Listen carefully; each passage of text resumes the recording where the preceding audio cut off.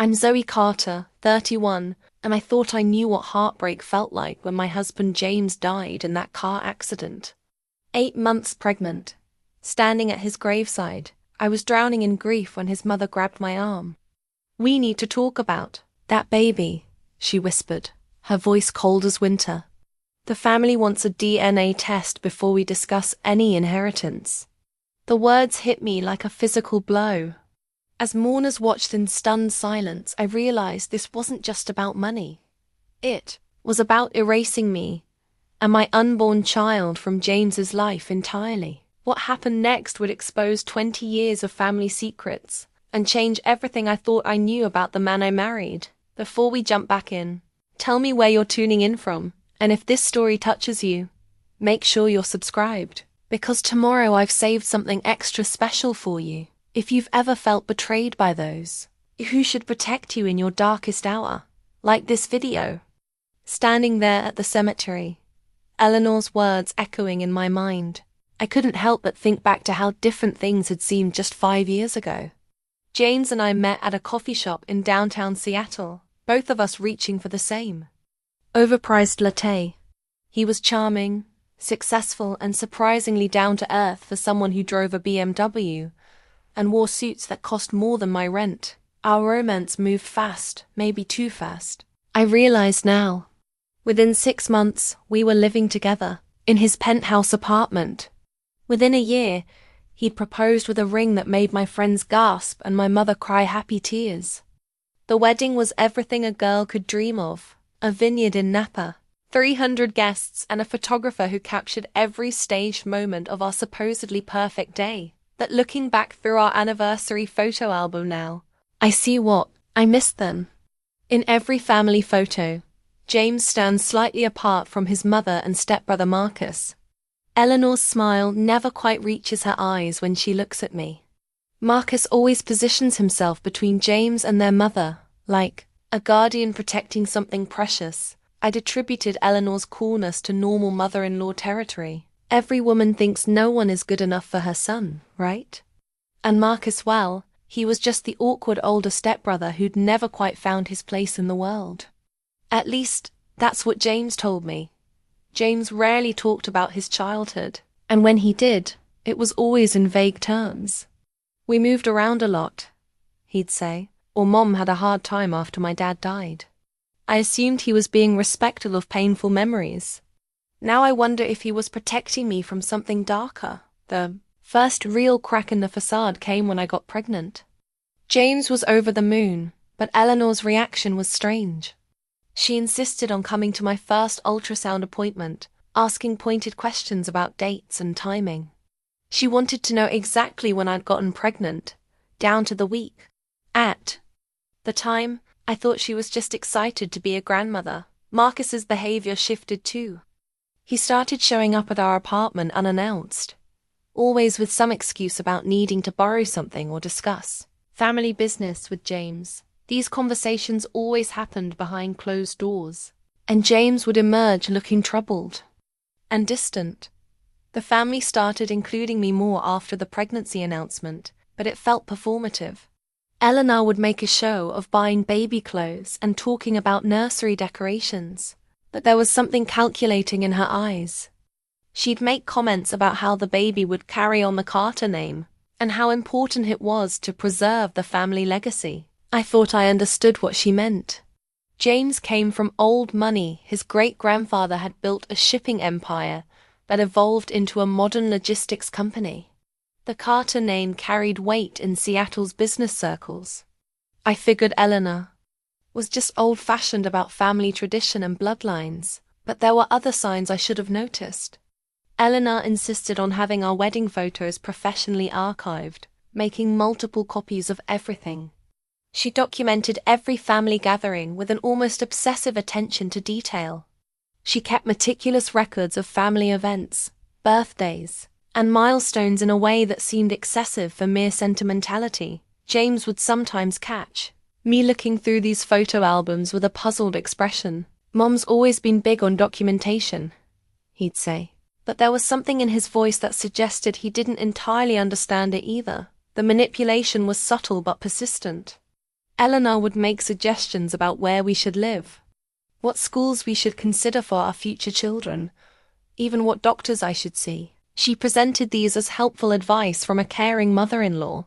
But there was an underlying expectation that her suggestions would be followed. James tried to shield me from the worst of it, but I could see the strain it put on him.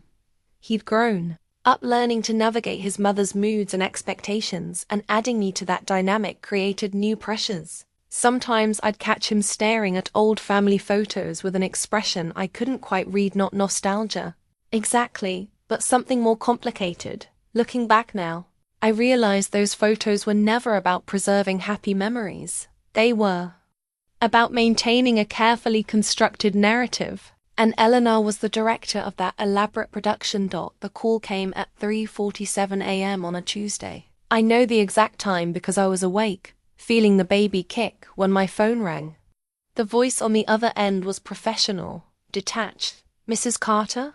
This is Officer Martinez with Seattle PD. I'm calling about your husband, James Carter." The words after that became a blur. Car accident, rainy night.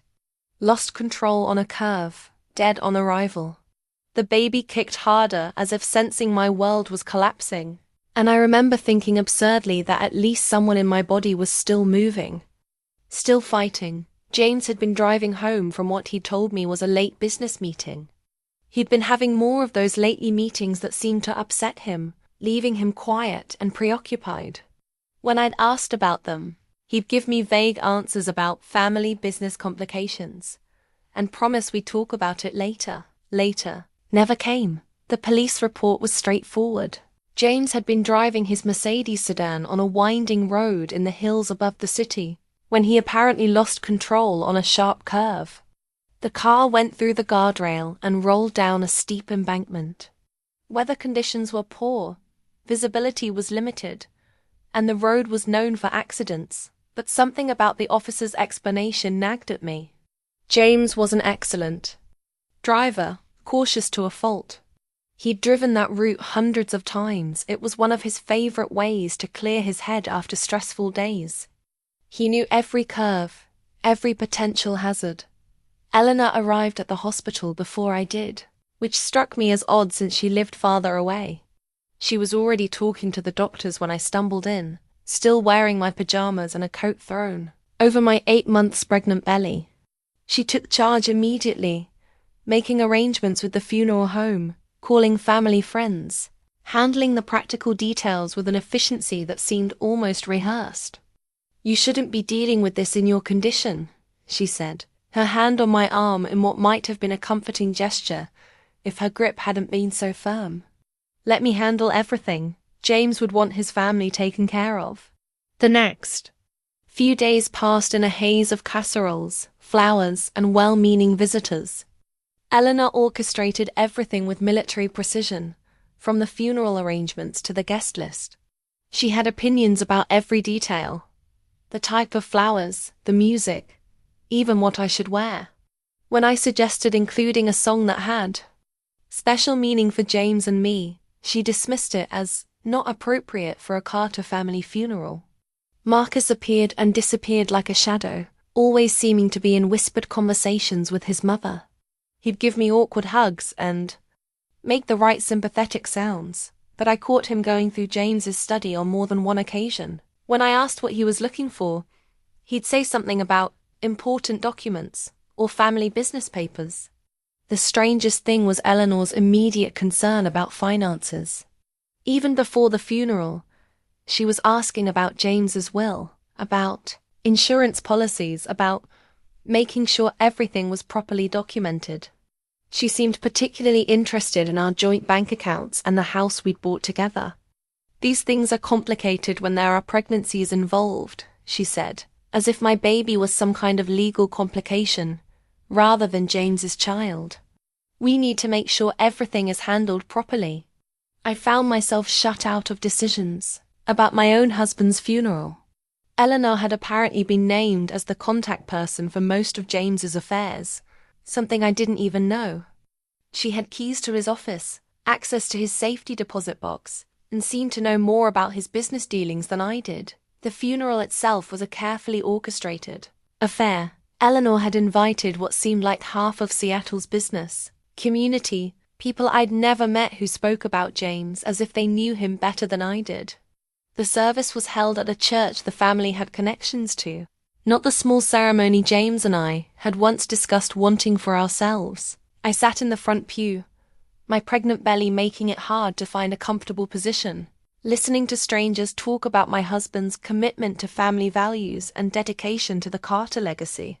None of them mentioned his sense of humor, his love of terrible action movies, or the way he'd sing off-key in the shower. After the service, as we stood graveside, I noticed Eleanor watching me with an expression I couldn't quite read. It wasn't grief, it was something more calculating. Marcus stood beside her, fidgeting with his phone, checking messages even as dirt was being thrown onto his stepbrother's casket. That's when Eleanor made her move, grabbing my arm with surprising strength and delivering those words that would change everything. We need to talk about that baby. The family wants a DNA test before we discuss any inheritance. The police report lay in my purse, a simple document that should have provided answers but only raised more questions. Why had James been on that particular road at that time of night? Who had he been meeting with? And why did Eleanor seem so prepared for his death, as if she'd been planning for this moment long before it happened? Standing there at the cemetery, I realized that James's death wasn't just the end of our life together. It was the beginning of a battle I didn't even know I was fighting. The law office of Steinberg, Martinez and Associates felt like a mausoleum, all dark wood and leather-bound books that probably hadn't been opened in decades. I sat in an uncomfortable chair, my back aching from the baby's weight, watching Eleanor and Marcus exchange meaningful glances across the conference table. Mr. Steinberg was a thin man with silver hair and the kind of careful demeanor that comes from handling family drama for 30 years. He'd been the Carter family attorney since before James was born, which explained why Eleanor seemed so comfortable giving him instructions about handling this delicately. "Before we begin," Eleanor said, her voice carrying that tone of authority I'd grown to recognize, "I want to make sure everyone understands the sensitive nature of this situation. With Zoe's pregnancy and the questions that raises about succession, we need to be very careful about how we proceed." I felt heat rise in my cheeks. Questions about succession? What exactly are you implying, Eleanor? Marcus shifted uncomfortably in his chair. "Mom, maybe we should just let Mr. Steinberg read the will first." "I'm not implying anything," Eleanor replied, her smile sharp as a blade. "I'm simply stating that family inheritances are complex matters, and we need to ensure everything is properly documented before any distributions are made." Mr. Steinberg cleared his throat. "Perhaps we should proceed with the reading. I think you'll find the contents illuminating." He opened a manila folder and pulled out a thick document. "This is the last will and testament of James Michael Carter, dated 6 months ago. 6 months ago. That would have been right around the time James started having those mysterious late-night meetings, when he'd begun acting distant and preoccupied." Eleanor's face went very still. "The will is quite straightforward," Mr. Steinberg continued. "Mr. Carter has left his entire estate to his wife, Zoe Carter, with the exception of a few specific bequests to charity. This includes his trust fund, his share of the Carter Logistics Company, the house in Mercer Island, and all other assets." The silence in the room was deafening. I could hear the blood rushing in my ears. "That's impossible," Eleanor said, her voice tight with controlled rage. "James wouldn't have done that. He understood the importance of keeping family assets within the family." "I'm afraid there's no ambiguity in the document," Mr. Steinberg replied. "Mr. Carter was very specific about his intentions. He also included a letter explaining his reasoning, which I'm authorized to read if you'd like." "Yes," I said, finding my voice. "I'd like to hear it." Mr. Steinberg opened another envelope. "The letter is addressed to the family, but specifically mentions his concerns about maintaining family unity and ensuring his child's future security." He began reading in James's words. "If you're hearing this, then something has happened to me. and I want my family to understand my decisions. I've come to realize that our family has patterns of behavior that I don't want to perpetuate. I've seen how inheritance and money can be used to control and manipulate people, and I refuse to let that happen to my wife and child. Eleanor's hands were gripping the arms of her chair so tightly her knuckles were white. Marcus was staring at the table, his face flushed red. The letter continued, I love my family, but I've learned things about our history that make me question whether blood relationships are more important than the family we choose.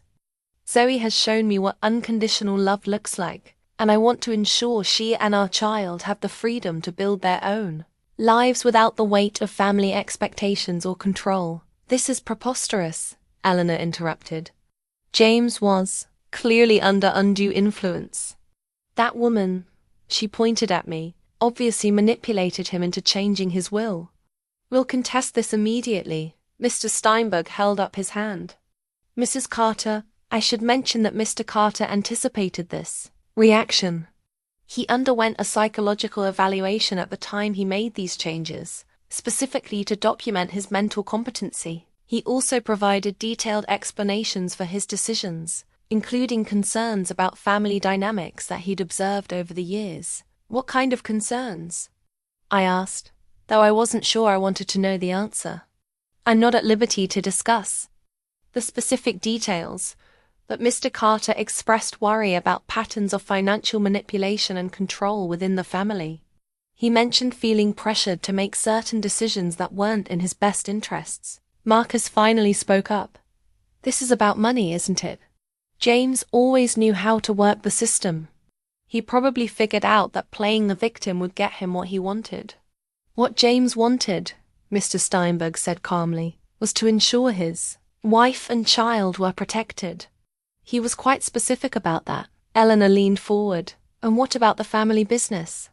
James owned 40% of Carter Logistics. That can't just be handed over to an outsider. Actually, it can, Mr. Steinberg replied. And according to the will, it has been. Mrs. Carter is now the largest single shareholder in the company. The room erupted.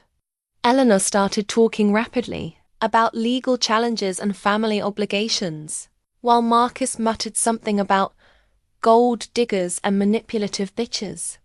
I sat there, one hand on my belly, trying to process what I'd just learned. James had known something was wrong. He'd been protecting me from something, and that something had to do with his family. The late-night meetings, the secretive phone calls, the way he'd sometimes look at old family photos with that troubled expression, it all made sense now. There's one more thing, Mr. Steinberg said, waiting for the room to quiet down. Mr. Carter established a separate trust for his unborn child, with very specific instructions about how it should be managed. The trust is substantial and becomes accessible when the child reaches 18. How substantial? Eleanor asked, her voice dangerously quiet. Several $1 million. That's when I understood why Eleanor had demanded a DNA test at the funeral. It wasn't about family pride or legitimacy. It was about money, a lot of money, and the power that came with it. James had essentially removed his mother and stepbrother from the financial equation, leaving them dependent on whatever shares they already owned in the family business. But now I controlled the largest portion of that business, and my unborn child stood to inherit even more. No wonder Eleanor was desperate to prove the baby wasn't James's. If she could establish that, she could challenge the entire will on the grounds that James had been deceived about his paternity. As we left the law office, Eleanor grabbed my arm one more time. This isn't over, Zoe. Family is family, and blood is blood. We'll find out the truth about that baby. And when we do, you'll discover that the Carter family doesn't give up what's rightfully ours. Looking down at James's will in my hands, I realized that my husband had been trying to save me from something much more dangerous than I'd ever imagined. The question was, had he succeeded? Or had his attempt to protect me only made me a bigger target? That night, I couldn't sleep. The baby was restless, kicking and turning as if picking up on my anxiety. I kept thinking about James's letter, about his concerns regarding family patterns and financial manipulation. What had he discovered that made him so determined to protect me from his own family? I made myself a cup of herbal tea and settled into James's home office, a room I'd rarely entered during our marriage. He'd always said it was too boring, just business files and tax documents. Now I wondered what else he'd been hiding in here. The room was exactly as he'd left it, neat stacks of papers, a computer that required a password I didn't know, and bookcases lined with business journals and family photos. But tucked away in the bottom drawer of his desk, I found something that made my heart stop, a manila folder labeled Carter Family History Personal Research. Inside were photocopies of old business documents, newspaper clippings, and what appeared to be genealogical research. James had been investigating his own family, and what he'd found painted a very different picture than the one Eleanor had always presented. The Carter family fortune, I learned, hadn't been built on shipping and logistics as I'd always been told. The original money had come from something much more questionable, a series of real estate deals in the 1940s that involved buying up properties from Japanese families who were being forced into internment camps.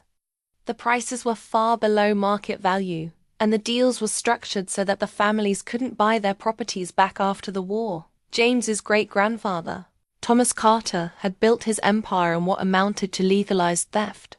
The shipping and logistics business came later, as a way to legitimize the family's wealth and reputation.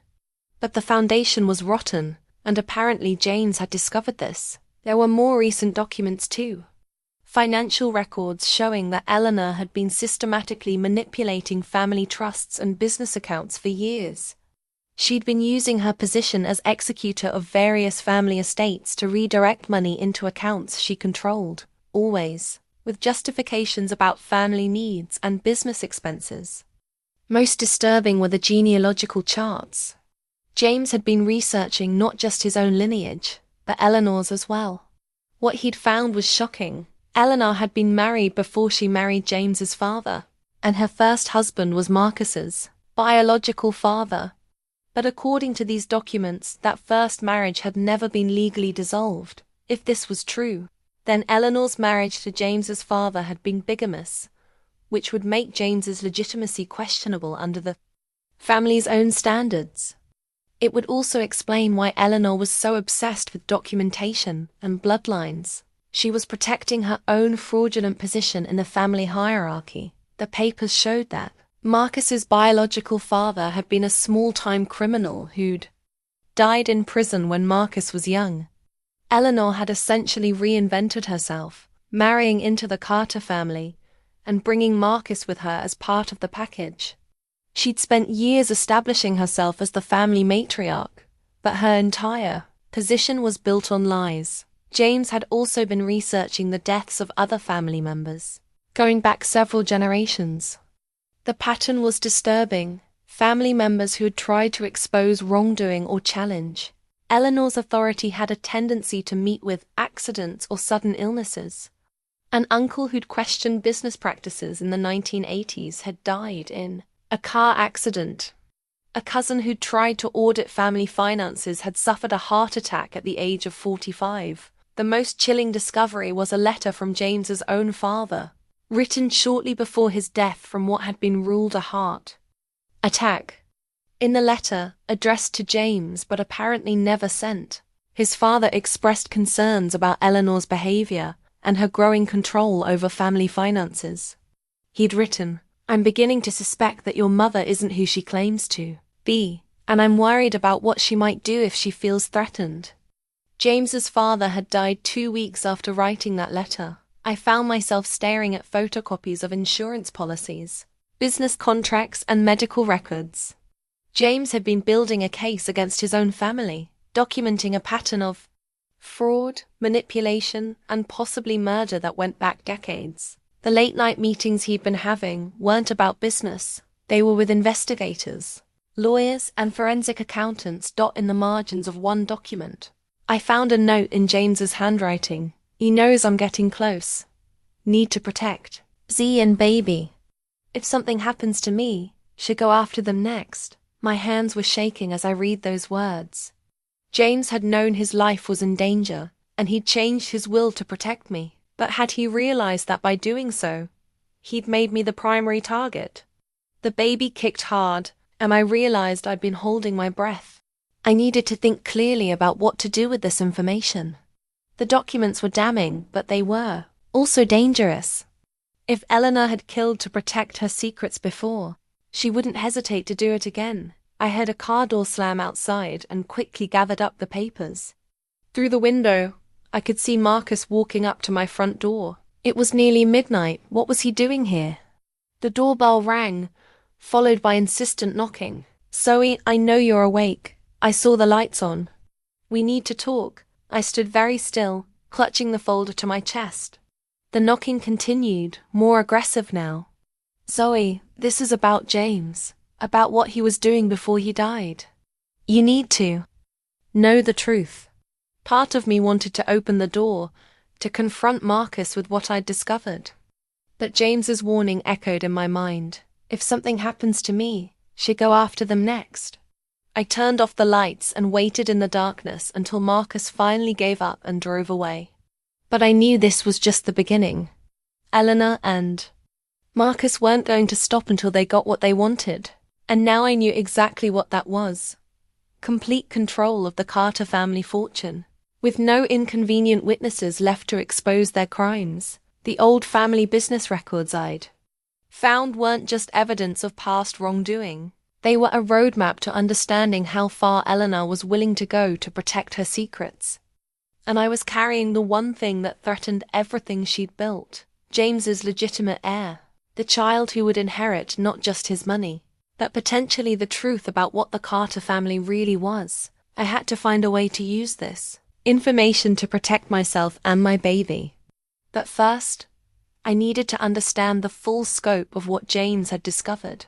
And that meant digging deeper into the family's dark history. The next morning, I woke up with a new determination. Marcus's late-night visit had rattled me, but it also confirmed that I was onto something important. If they were getting desperate enough to show up at my door in the middle of the night, then James's research had hit close to home. I returned to his office with fresh eyes, examining every detail. That's when I noticed something odd about the wall behind his desk. The family portrait hanging there, a formal painting of the Carter lineage going back 4 generations, seemed slightly crooked. When I tried to straighten it, the frame moved, more than it should have. Behind the portrait was a wall safe I'd never known existed. My heart pounded as I stared at the digital keypad. James had been secretive about this room, but he'd also been protective of me. If he'd hidden something this important, he would have wanted me to find it eventually. I tried his birthday, our anniversary, my birthday. Nothing worked. Then I remembered something. When we'd first started dating, James had told me about his childhood dog, a golden retriever named Charlie, who'd been his best friend until the dog mysteriously ran away when James was 12. He'd always seemed sad when he talked about Charlie, as if there was more to the story. I typed in CHLAE, and the safe clicked open. Inside was a treasure trove of documents that made my earlier discoveries look like the tip of an iceberg.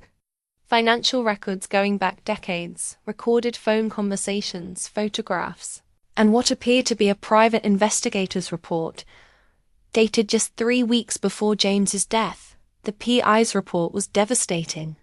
It confirmed everything James had suspected about Eleanor's bigamous marriage and added new revelations that made my blood run cold. Eleanor hadn't just been married twice, she'd been using different identities for years, systematically working her way into wealthy families through marriage and manipulation. Her real name wasn't even Eleanor Carter. She'd been born Ellen Morrison, and she'd served time in prison for fraud before reinventing herself in the 1970s. The woman I'd known as my mother-in-law was actually a career criminal who specialized in long-term cons targeting wealthy widowers and their families. Marcus wasn't just her son from a previous marriage, he was her partner in crime.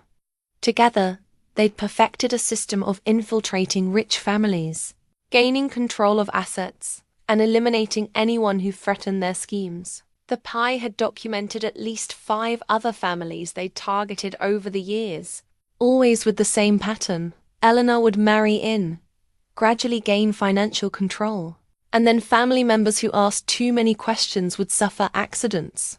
But the most chilling discovery was a series of photographs taken with a telephoto lens. They showed Eleanor and Marcus meeting with a man I didn't recognize in various locations around Seattle. The timestamps indicated these meetings had been happening for months before James's death, intensifying in the weeks leading up to the accident. The man in the photographs was identified in the PI's notes as Vincent Torino, a professional mechanic, with connections to organized crime. His specialty, according to the report, was making vehicular accidents look authentic. I felt sick as the implications sank in.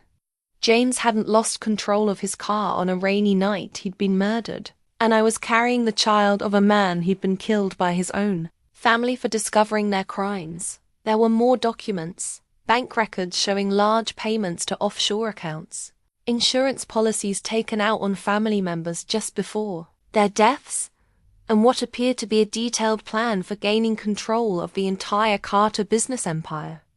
Eleanor and Marcus had been systematically positioning themselves to inherit everything, eliminating legitimate heirs along the way. The safe also contained something that made my hands shake, a letter addressed to me, in James's handwriting. "My dearest Zoe," it began, "if you're reading this, then my worst fears have come true.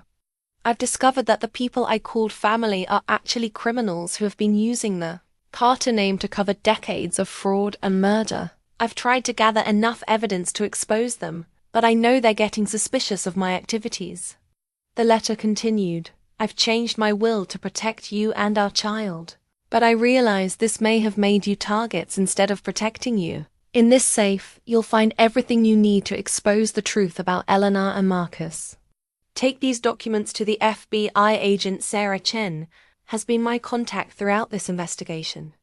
Agent Sarah Chen. James had been working with the FBI. This wasn't just about family inheritance.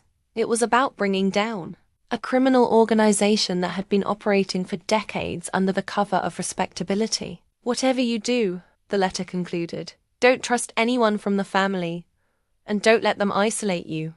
They're most dangerous when they feel cornered, and my death will have cornered them. I love you and our child more than life itself. Please be careful, and please make sure the truth finally comes out." I sat back in James's chair, overwhelmed by the scope of what I'd discovered.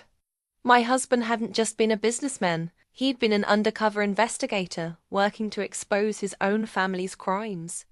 And now I was the keeper of evidence that could bring down an organization responsible for multiple murders spanning decades. The baby kicked, and I realized I was crying. James had died trying to protect us, but his death had left me alone with information that made me incredibly dangerous to people who had killed to protect their secrets. I photographed every document with my phone, uploaded them to a secure cloud account, and then carefully returned everything to the safe. I needed to contact Agent Chen, but I also needed to be smart about it. Eleanor and Marcus were probably watching me, waiting for me to make a move that would give them an excuse to eliminate me. As I closed the safe and straightened the family portrait, I couldn't help but think about the irony. For decades, this painting had been hiding the evidence that would destroy the very family it represented. Eleanor had probably walked past it thousands of times, never knowing that her own crimes were documented just inches away from her perfectly composed smile. The hidden safe behind the family portrait wasn't just James's secret, it was the key to understanding that everything I'd believed about the Carter family was a carefully constructed lie. And now I had to figure out how to use that truth to protect myself and my child from people who have made murder a family business. 3 days after finding the safe, Marcus showed up at my door again. This time it was mid-afternoon, and he didn't bother with the pretense of a friendly visit. When I opened the door, he pushed past me into the house without being invited. "We need to talk, Zoe, and this time you're going to listen." I kept my distance, one hand instinctively moving to protect my belly. "Marcus, you can't just barge into my home. If you want to talk, You can call first like a civilized person." He laughed, but there was no humor in it. Civilized? That's rich. Coming from someone who's trying to steal everything my family has worked for. I'm not stealing anything. James left me his inheritance. There's nothing illegal about that, isn't there? Marcus's eyes were cold, calculating. See, I've been doing some research of my own. About you. About where you came from. About how convenient it was that you got pregnant right around the time. James started asking uncomfortable questions about family finances. The private investigator's report had mentioned Marcus's gambling debts, his connections to unsavory characters, but seeing him up close like this, I realized there was something much more dangerous about him than simple desperation. This was a man who'd spent his entire life learning to manipulate and intimidate people. What exactly are you implying, Marcus? I'm not implying anything. I'm stating facts. He pulled out his phone and showed me a photograph. This is you 3 years ago at a casino in Atlantic City. You were dating a man named Rick Santori at the time, a man who happened to specialize in insurance fraud. My blood went cold. Rick had been a mistake, a brief relationship that ended when I realized he was involved in activities I wanted no part of. But Marcus was making it sound like something much more sinister. That relationship ended years before I met James, and you know it. Did it? Marcus smiled, and I saw something predatory in his expression. Because Rick Santori has some very interesting stories about your time together, about how you learned to research wealthy targets, how to position yourself to meet the right kind of men. That's ridiculous. I met James at a coffee shop. It was completely random, was it? Or did you know he'd be there? Did you know about his routine, his habits? Rick says you were very good at making meetings look accidental. I felt like I was drowning. Marcus was twisting my past, creating a narrative that painted me as some kind of con artist. The fact that there was a tiny grain of truth, I had dated Rick, and he had been involved in questionable activities, made his lies more believable. Even if any of that were true, which it isn't, it doesn't change the fact that James loved me and chose to leave me his inheritance. James was naive, Marcus snapped. He always saw the best in people, even when they were manipulating him. Just like he never saw what you really were. He started walking around my living room, examining family photos, touching James's belongings with a familiarity that felt invasive. You know what I think happened? I think you and Rick worked together to target James. You got close to him, got yourself pregnant, and then Rick helped you arrange James's accident to make it look natural. That's insane. James died in a car accident. The police investigated. The police investigated what they were told to investigate. That accidents can be arranged, Zoe, especially when you know the right people. The irony was staggering. Marcus was accusing me of exactly what he and Eleanor had actually done. He was trying to frame me for James's murder while he and his mother were the real killers. I want you to leave, I said, trying to keep my voice steady. If you have accusations to make, take them to the police. Oh, I will, but first I want to make you an offer. Marcus sat down on my couch, making himself comfortable. You're in a very precarious position, Zoe. You're pregnant, alone, and about to be exposed as a fraud, but I'm not unreasonable. I'm willing to help you out of this mess. What kind of help? You sign over James's inheritance to the family, where it belongs. In return, we make sure your past stays buried, and we provide you with enough money to raise the kid comfortably. Everyone wins. And if I refuse, Marcus's smile turned ugly. Then we destroy you. We expose your criminal past. We prove that the baby isn't James's, and we make sure you end up in prison for fraud and murder. Trust me, we have the resources to make it happen. I understood now why James had been so afraid. This wasn't just about money, it was about power, control, and the willingness to destroy anyone who stood in their way. Marcus wasn't just Eleanor's son. He was her enforcer, the one who handled the dirty work while she maintained her respectable facade. You're forgetting something important, Marcus. James changed his will because he discovered the truth about you and Eleanor. He knew what you really were. James knew nothing. He was a spoiled rich kid who got in over his head. Then why are you so desperate to discredit me? If James's will was invalid, you'd just challenge it in court through proper legal channels. The fact that you're here threatening me proves you know the will is legitimate. Marcus stood up abruptly, his facade of calm cracking.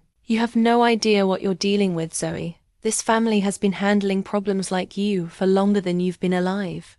We know how to make inconvenient people disappear. Is that what happened to James? Did he become inconvenient? James died in a car accident. End of story. A very convenient accident, considering the timing. Marcus moved closer, and I backed toward the kitchen, where I'd left my phone charging. You're playing a very dangerous game, little girl. And you're going to lose. Get out of my house. I'll go. But this conversation isn't over. You have 24 hours to think about my offer. After that, things get much more complicated for you. He headed toward the door, then turned back. Oh, and Zoe, I'd be very careful about who you trust.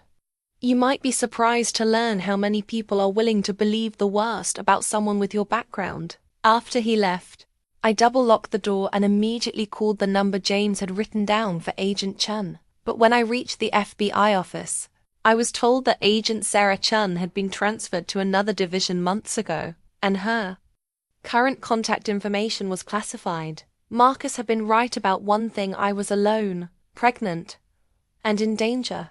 But he'd also made a crucial mistake. By threatening me so explicitly, he'd revealed just how desperate he and Eleanor really were, and desperate people make mistakes. The private investigator's report had mentioned Marcus's gambling debts, his connections to organized crime, his history of violent behavior.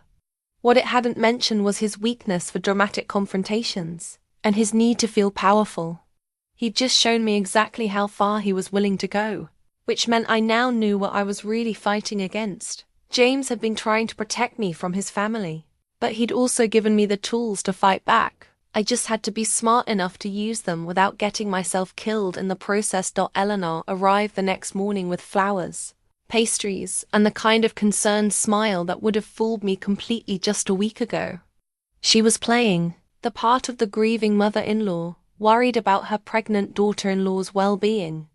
Zoe, darling, you look exhausted. Are you eating enough?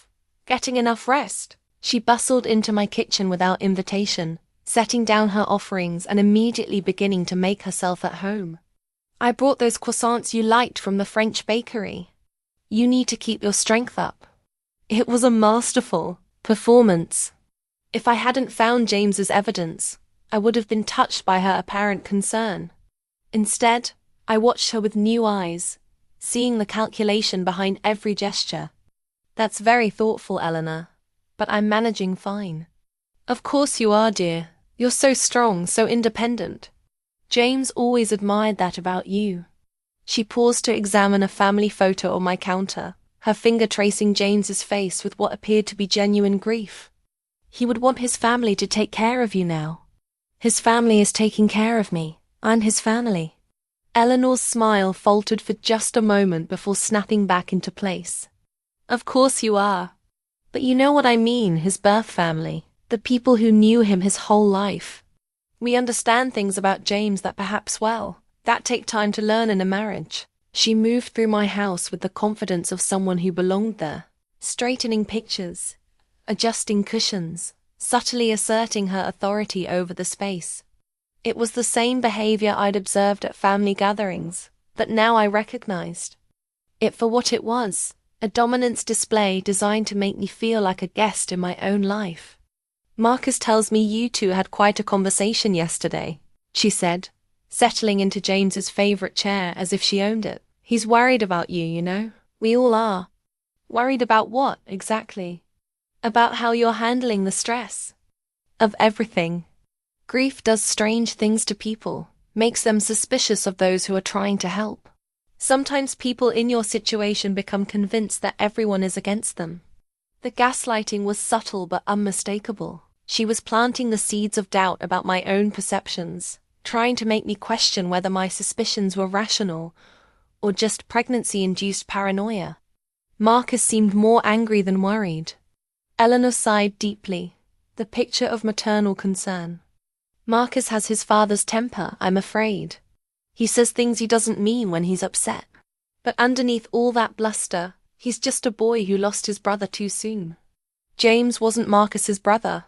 You married into the family when Marcus was already grown. Blood doesn't make family, Zoe. Love does.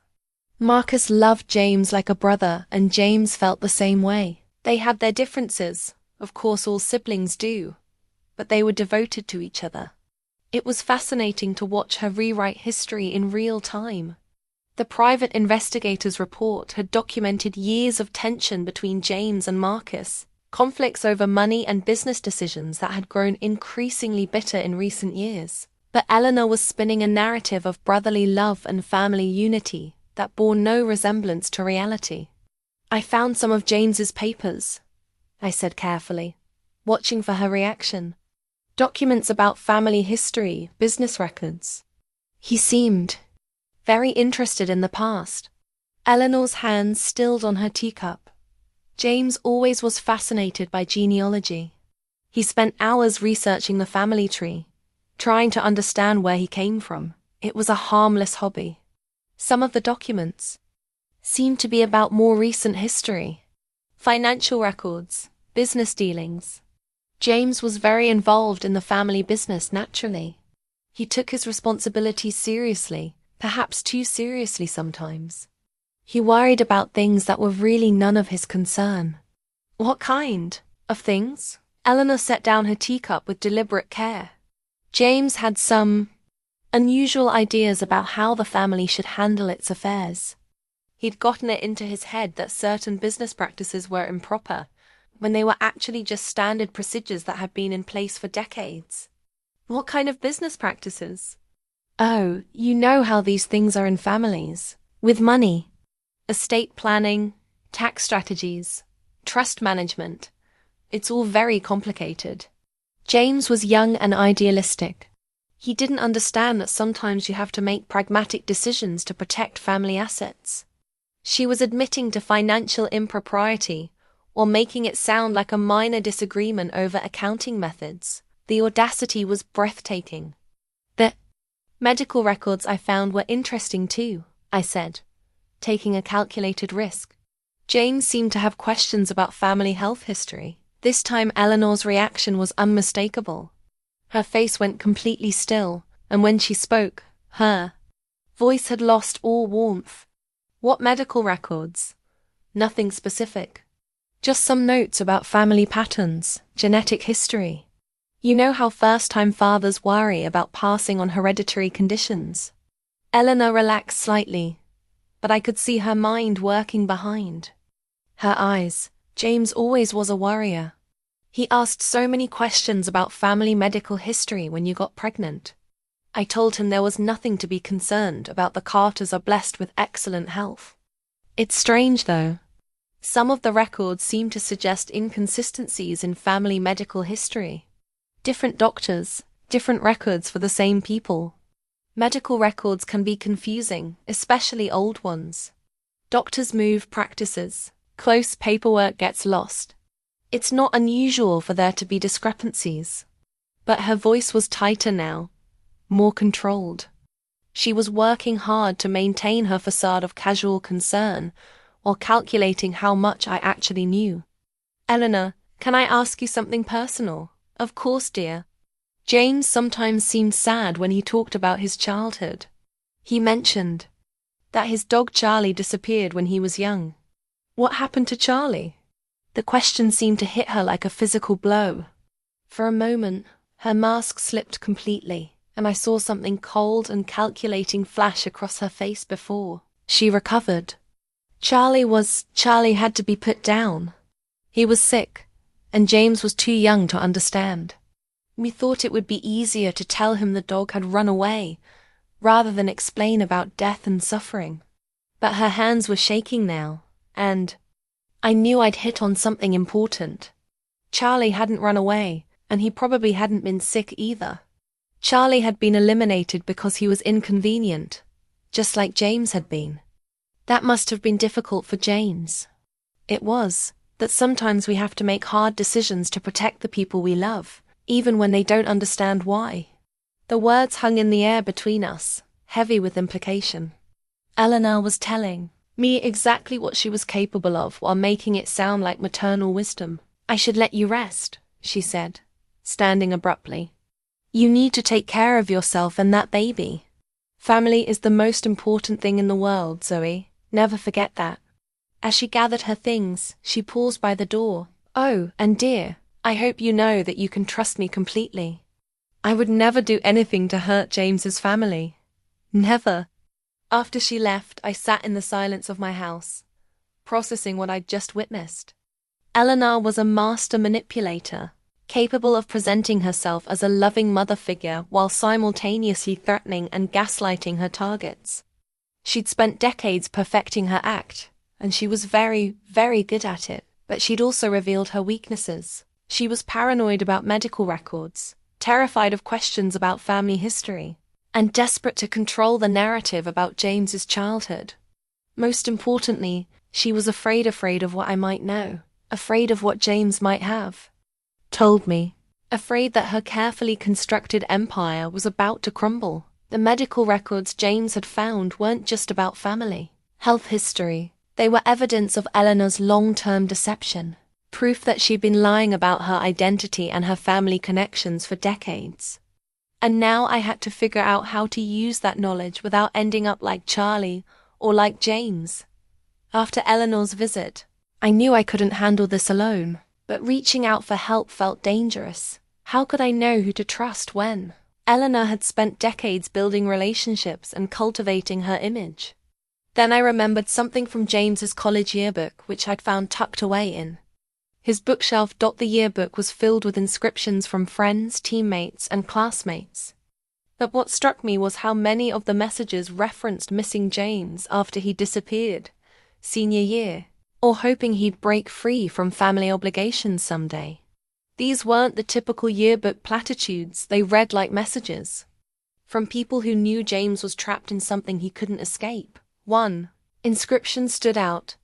"James, remember that night we talked about toxic families and choosing your own path? The offer still stands if you ever need an escape route. Your real friends will always be here. Katie M. Katie Morrison." According to the yearbook photo, she'd been James's girlfriend junior year, before he suddenly broke up with her and became distant from all his college friends.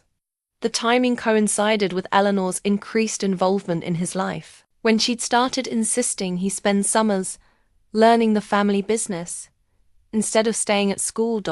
I found Katie on social media. She was now Dr. Catherine Morrison, a clinical psychologist in Portland. Her profile showed a successful career, a happy marriage, and photos of hiking trips and charity work.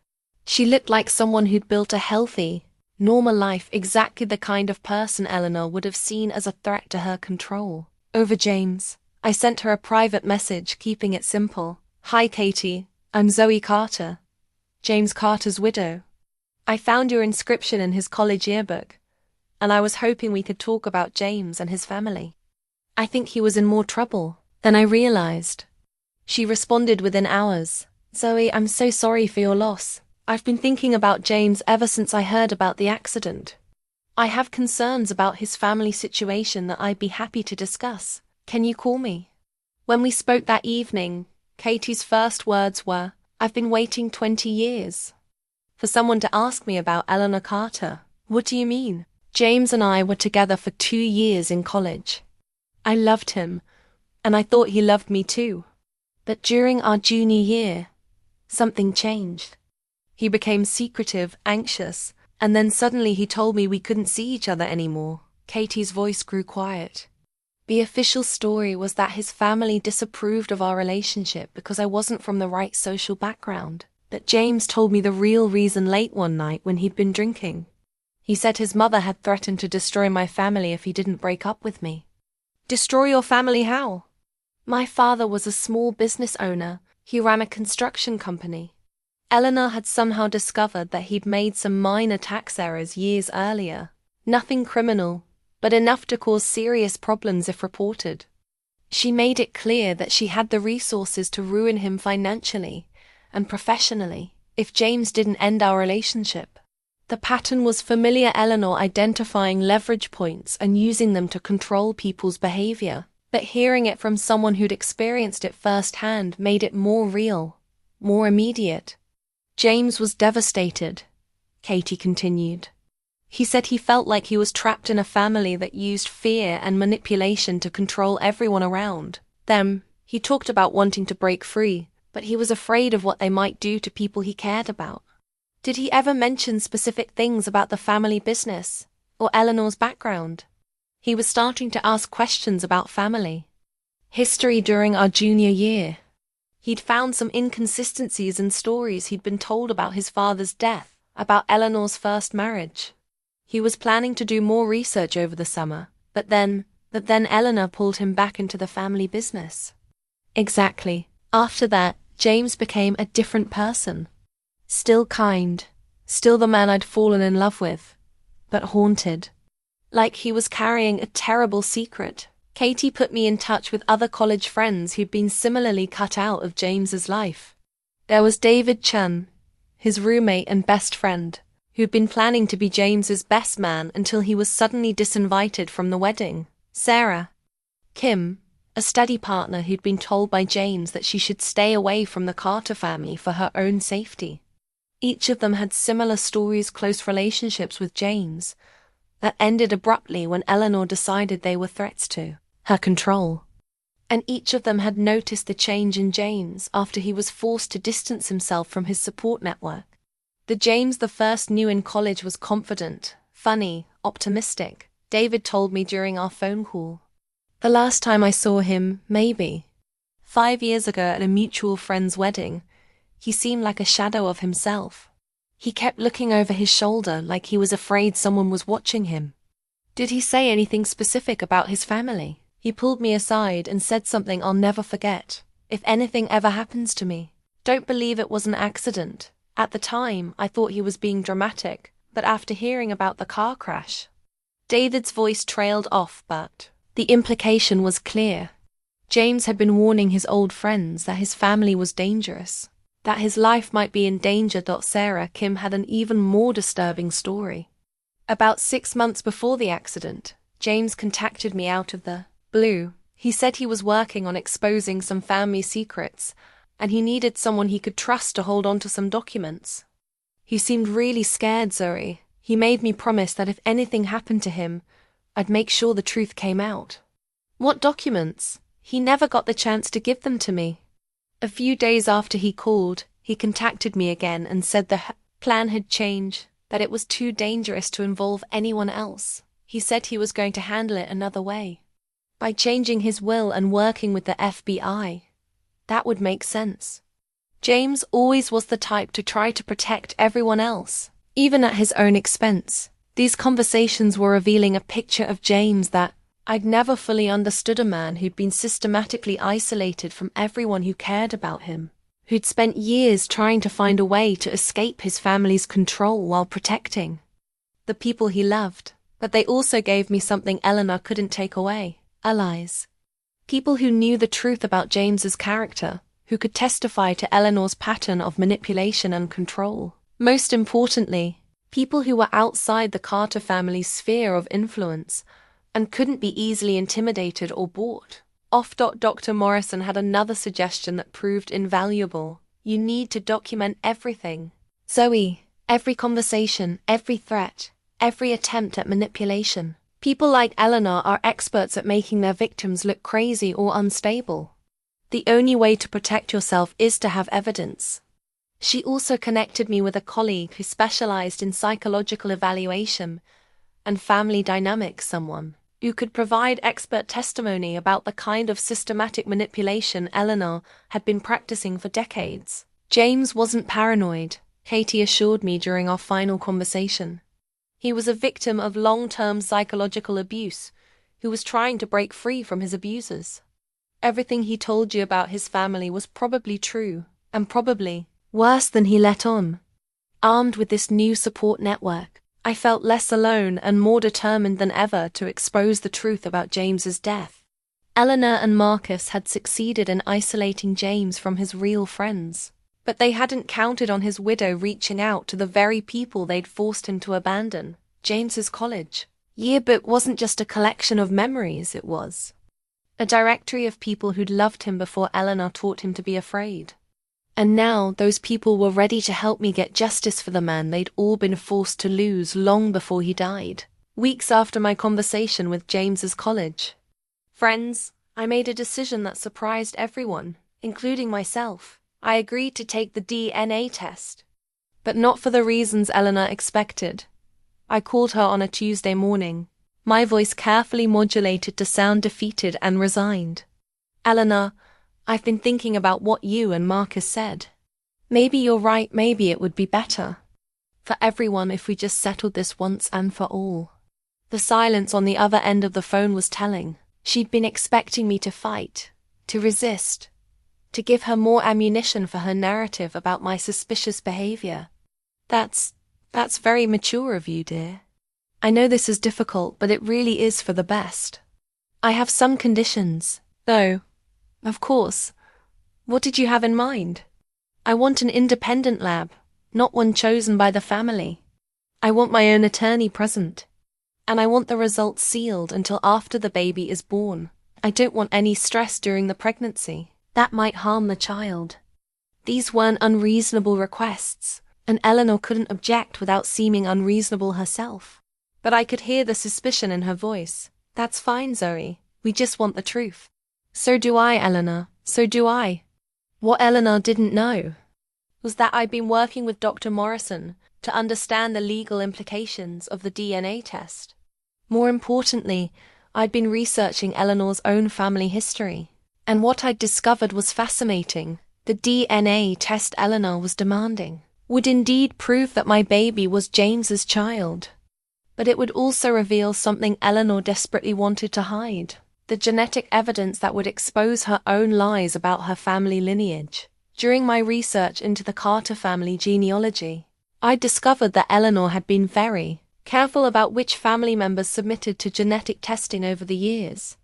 She'd always found excuses to avoid DNA-based genealogy projects, claiming privacy concerns or medical reasons. Now I understood why. If my baby's DNA was compared to family genetic records, which would be necessary to establish paternity, it would also reveal inconsistencies in Eleanor's own claimed heritage.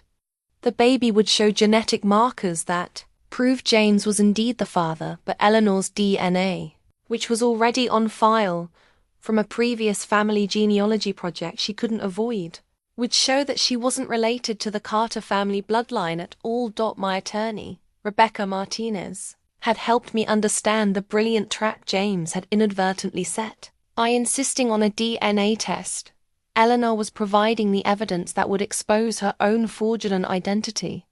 This is actually perfect, Rebecca explained during our strategy session. They're demanding scientific proof that will end up destroying their own case.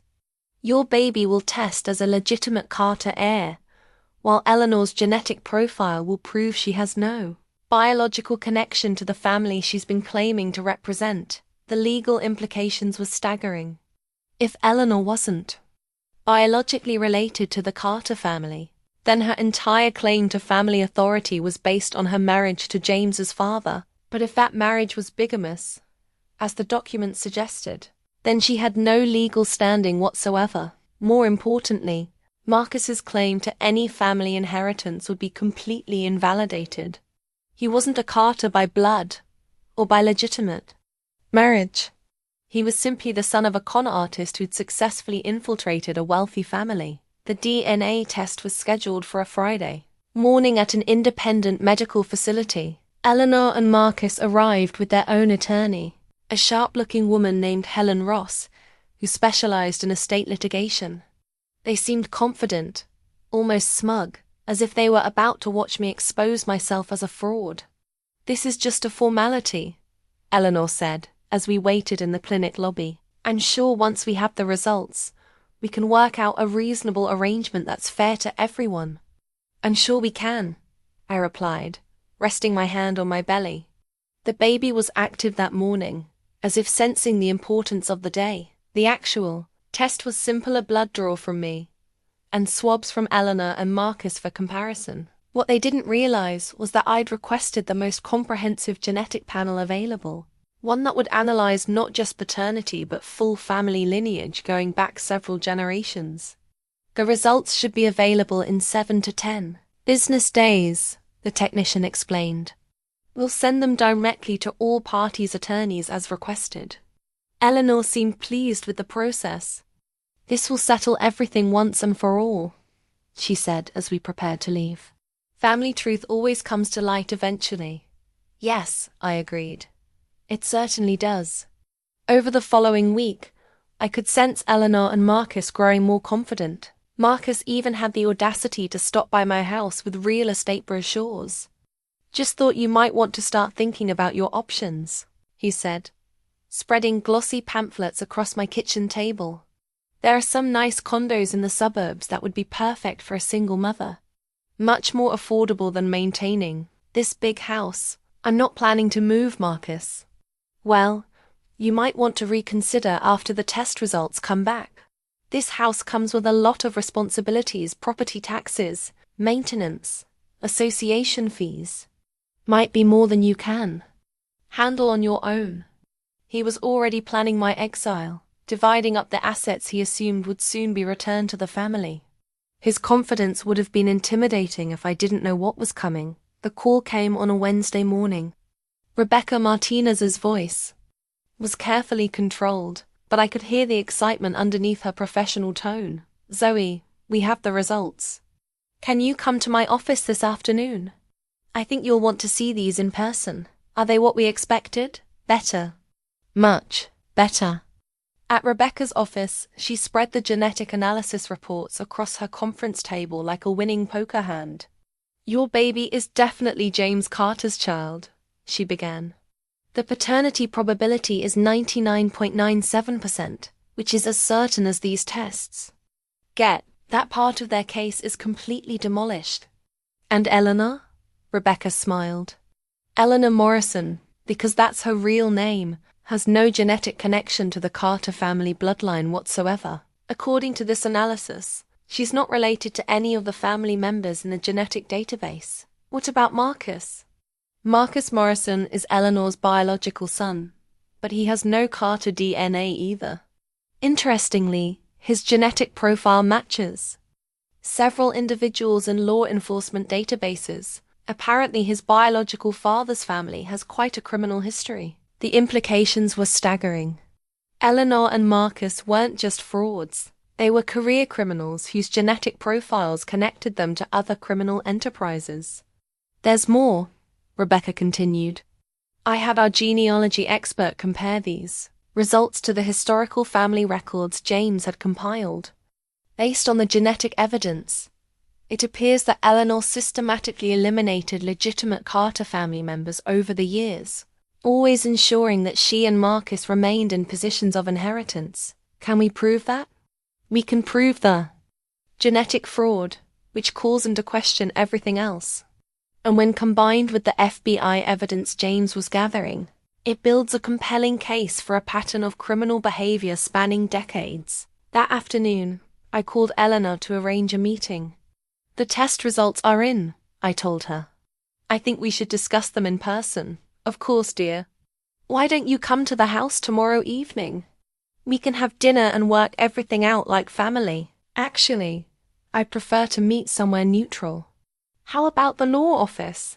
My attorney would like to be present to ensure everything is properly documented." There was a pause. "That seems rather formal, Zoe, but if that's what makes you comfortable." "It is. Shall we say tomorrow at 4 o'clock?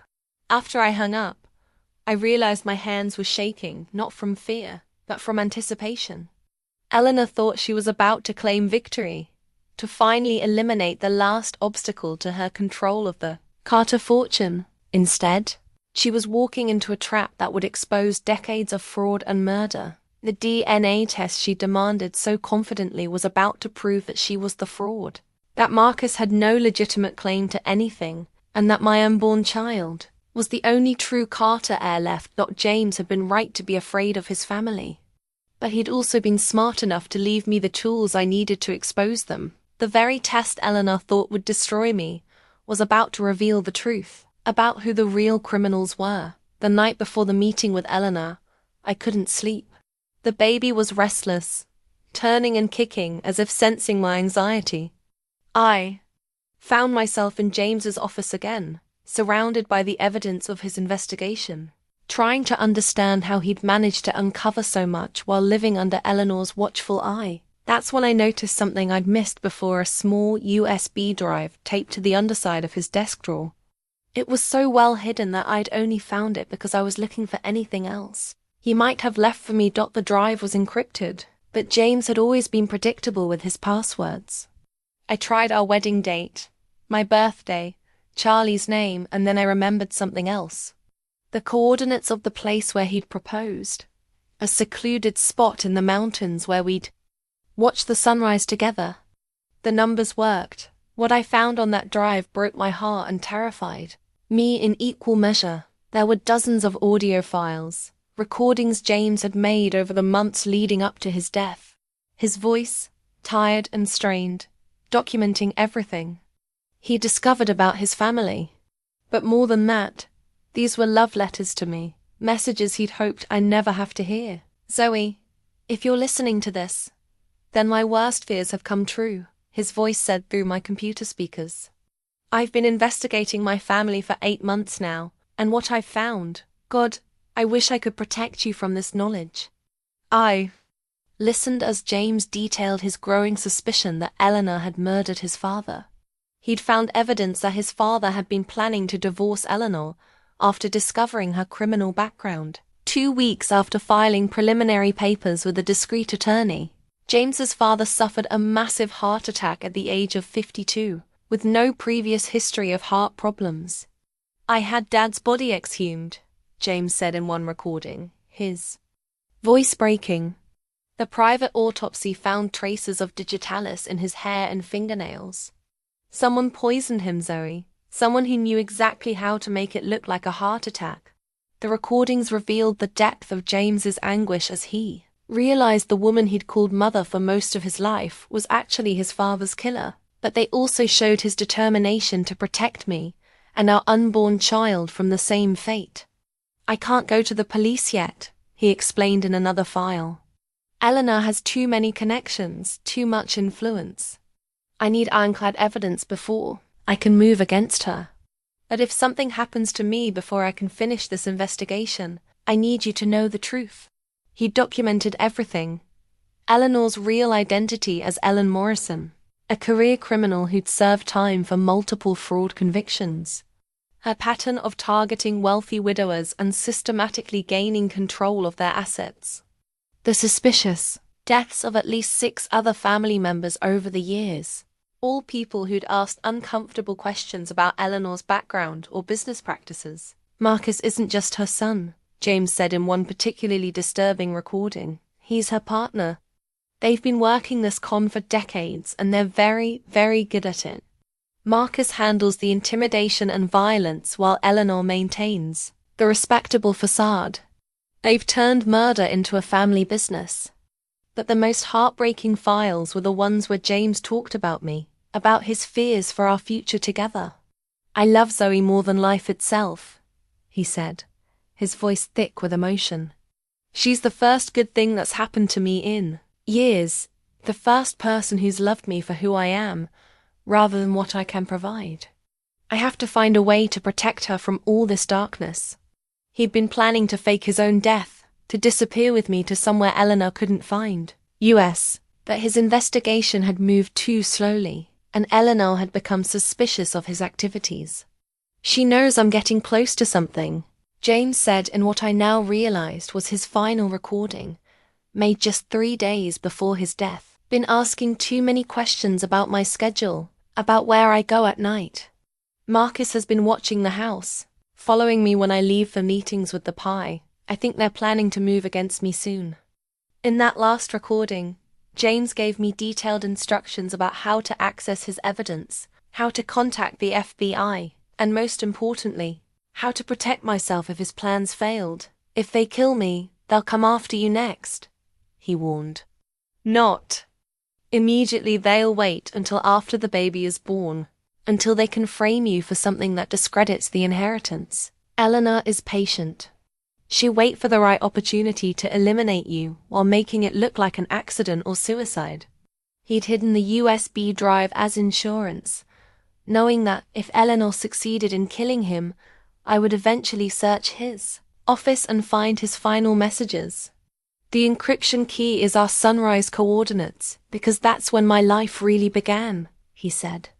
When I met you, when I finally understood what love could be without manipulation or control.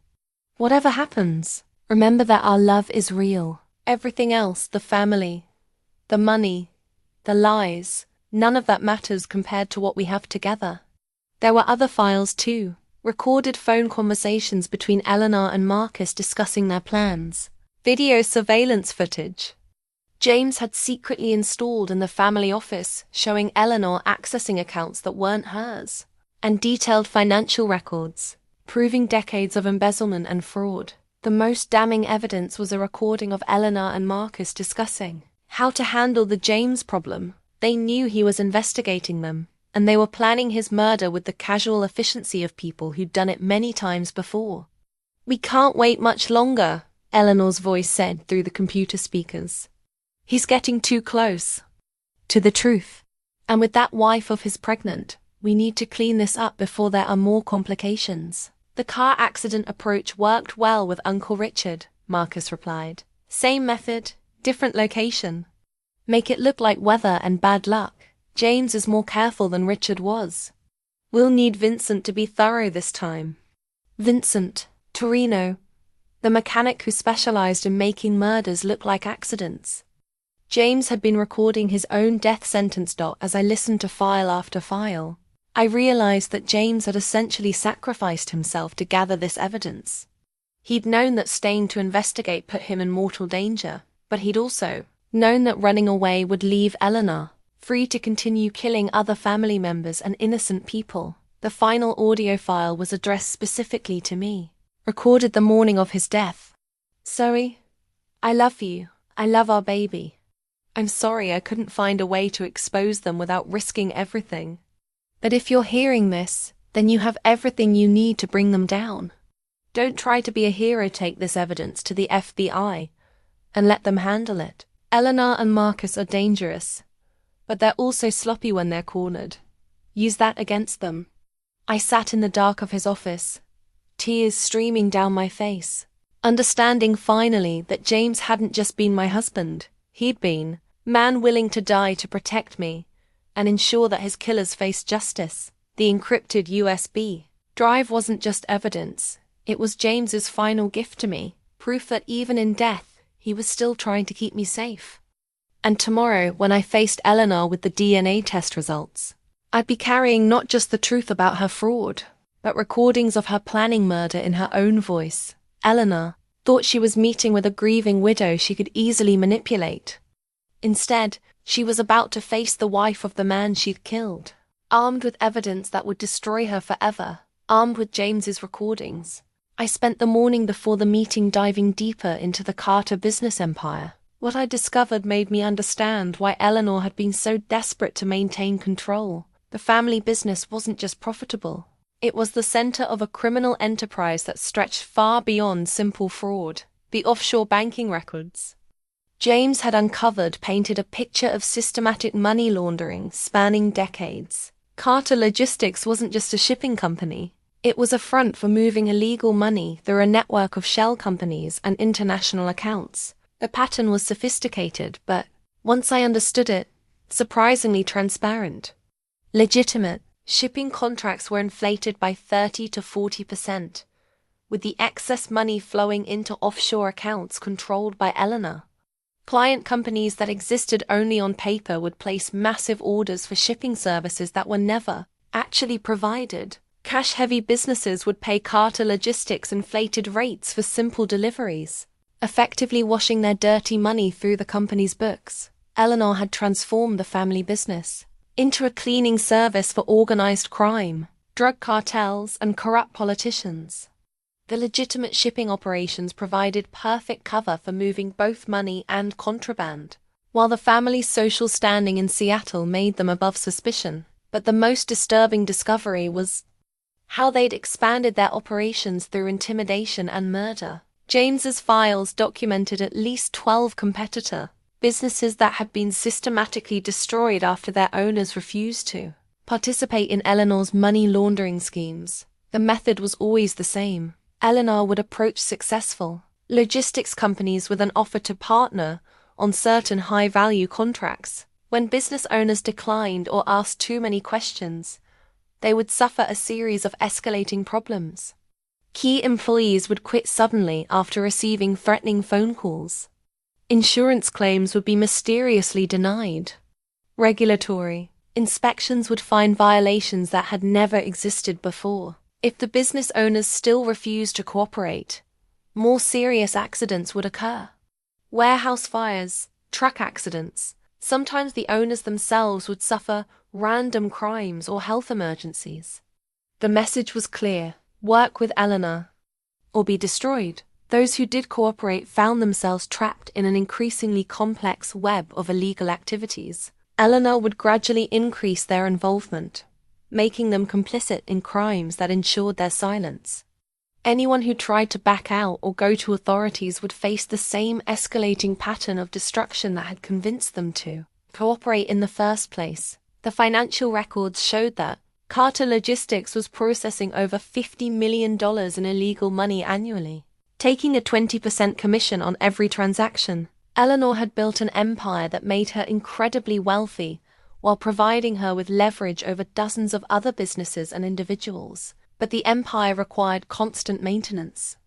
Eleanor needed to eliminate anyone who posed a threat to the operation, which explained the pattern of accidents that had befallen Carter family members over the years. Each death had removed someone who was asking dangerous questions or threatening to expose the family's crimes. James's investigation had revealed the names of Eleanor's key associates: Vincent Torino, who handled the vehicular accidents; Dr.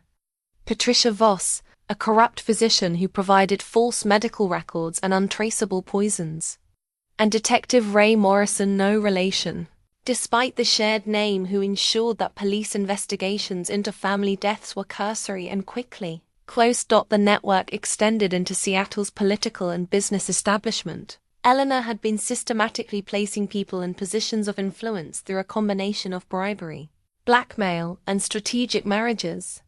City council members, judges, prosecutors, and police officials all owed their positions to Eleanor's support and were compromised by their knowledge of her activities. Most chilling was the realization that Eleanor's criminal enterprise was designed to be inherited.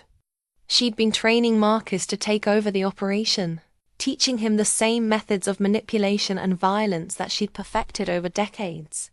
The DNA test demand wasn't just about protecting their current position, it was about ensuring that the criminal empire would continue for another generation. My baby represented a threat not just to their immediate financial interests, but to the entire multi-generational criminal organization Eleanor had built. As the legitimate Carter heir, my child would eventually have legal authority to examine business records, question financial practices, and potentially expose decades of criminal activity. The offshore banking records also revealed Eleanor's escape plan.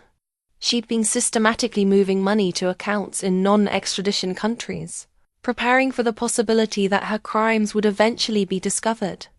She had enough hidden assets to disappear completely and live comfortably for the rest of her life, but only if she could eliminate all potential witnesses first. The scope of Eleanor's criminal enterprise explained why James had been so frightened, why he'd felt the need to work with the FBI rather than local authorities.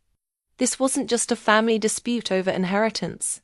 It was a case involving organized crime, political corruption, and multiple murders that stretched back decades. Reading through the financial records, I began to understand the true audacity of Eleanor's plan. She'd essentially stolen an entire family's identity and wealth, then used that stolen legacy to build a criminal empire that corrupted dozens of other families and businesses. The Carter name had become a cover for crimes that had destroyed countless lives. But Eleanor had made one crucial mistake. She'd raised James as her own son, giving him access to family records and business operations that he'd eventually used against her. By trying to control him so completely, she'd created the one person with both the knowledge and motivation to expose her crimes. Now I had that knowledge, and I was carrying the child who represented everything Eleanor had tried to prevent: the continuation of the legitimate Carter bloodline, and the threat of eventual justice for her victims. The meeting that afternoon wouldn't just be about DNA test results or inheritance disputes. It would be about confronting a criminal organization that had operated with impunity for decades, protected by wealth, influence, and a carefully cultivated reputation for respectability.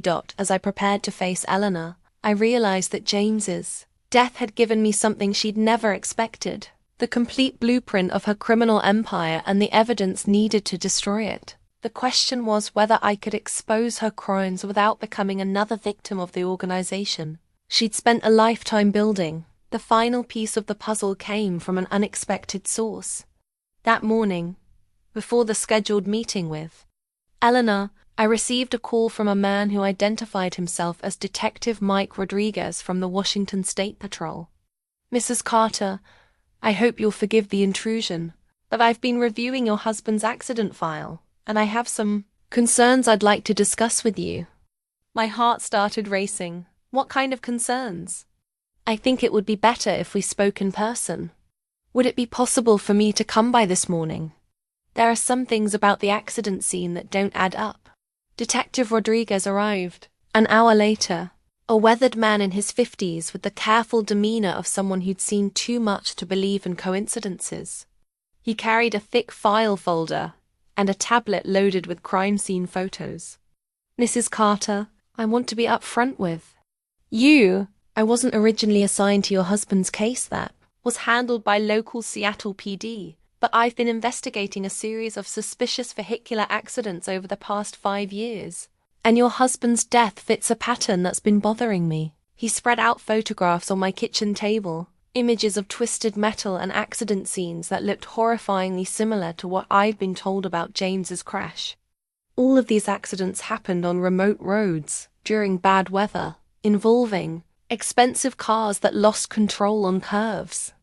All the victims were wealthy individuals who'd been asking uncomfortable questions about business associates or family members. How many accidents are we talking about? 7 in the past 5 years, all within a 100-mile radius of Seattle. All investigated by local departments, all ruled accidental. But when you look at them together, the similarities are striking. Detective Rodriguez showed me security camera footage from a gas station near the site of James's accident. The timestamp showed James's Mercedes passing by at 9:47 p.m. on the night he died. But there was something else: a dark sedan following about 2 car lengths behind. We've identified this vehicle as a stolen car that was found burned out 3 days later. But here's the interesting part: we have similar footage from 3 of the other accident sites.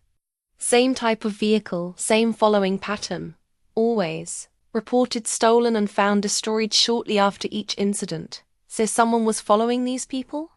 More than that, we think someone was forcing them off the road. Look at this. He showed me enhanced photos from James's accident scene. The damage to his car wasn't consistent with simply losing control on a curve. There were impact marks on the rear quarter panel that suggested another vehicle had made contact, and paint transfer that didn't match anything at the scene. Your husband was run off the road, Mrs. Carter. This wasn't an accident. The detective's next revelation was even more disturbing. We've been investigating a man named Vincent Torino, a mechanic with connections to organized crime. He specializes in automotive accidents that are designed to look natural. We think he was involved in all 7 cases. Vincent Torino, the same man James had recorded Eleanor and Marcus discussing. The detective's investigation was converging with everything James had discovered about his family. Detective, I think I have information that might help your case. I told him about James's investigation, about the recordings I'd found, about Eleanor and Marcus's involvement in the family's criminal enterprises. Detective Rodriguez listened with growing excitement as I described evidence that connected car accidents to a larger pattern of organized crime. Mrs. Carter, what you're describing corroborates everything we've suspected, but couldn't prove. These aren't random accidents, they're targeted eliminations of people who threatened a specific criminal organization.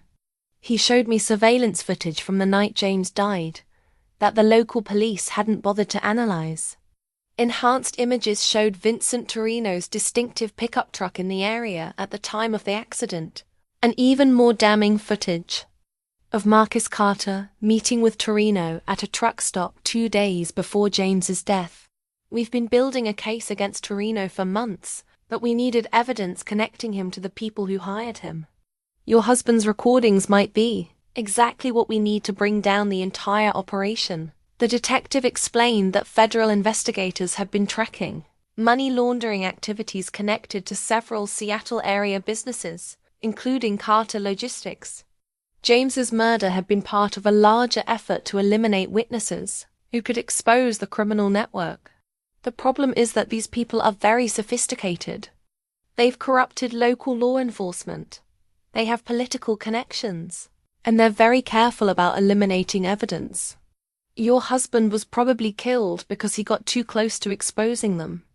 But Detective Rodriguez had more evidence. That sealed the case. His team had been conducting surveillance on Vincent Torino, and they'd recorded phone conversations between Torino and Marcus Carter discussing payment for the Carter job. Marcus called Torino the day after your husband's funeral, the detective said, playing an audio file on his tablet. Listen to this. Marcus's voice came through clearly. Vincent, it's Marcus.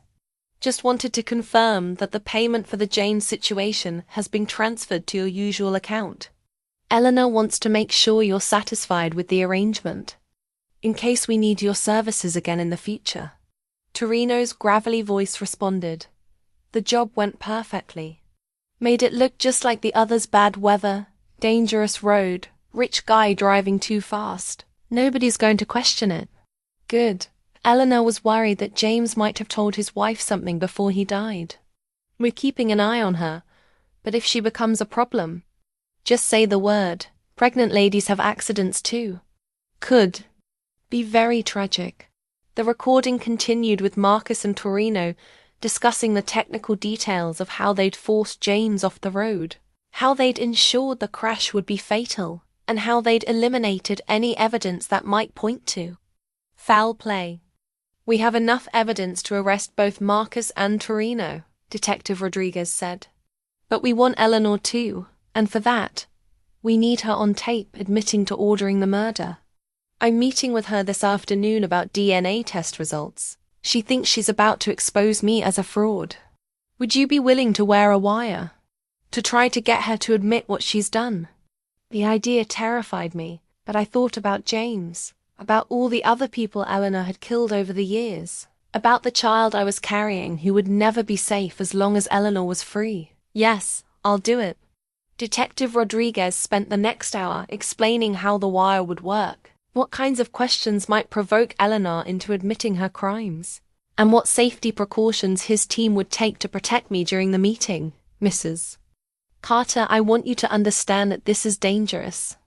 Eleanor Carter is a sociopath who's killed multiple people to protect her secrets. If she realizes what you're doing... She killed my husband, I said simply. She's planning to kill me and my baby. I'd rather take the risk now than spend the rest of my life running from her.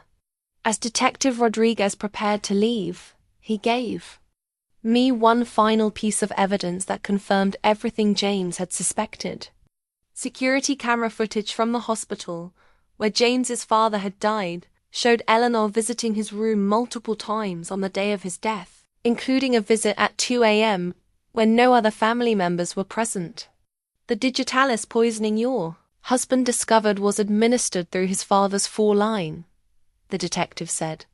Eleanor had unrestricted access to his room and the medical knowledge to know exactly how much poison would cause a fatal heart attack. The pattern was complete. Eleanor had been murdering Carter family members for decades, using her position as the grieving widow and loving stepmother to deflect suspicion, while systematically eliminating anyone who threatened her control of the family fortune. Now I was walking into a meeting with a woman who perfected murder as a business strategy, carrying evidence that could finally bring her to justice. The security camera footage wasn't just proof of Eleanor's crimes.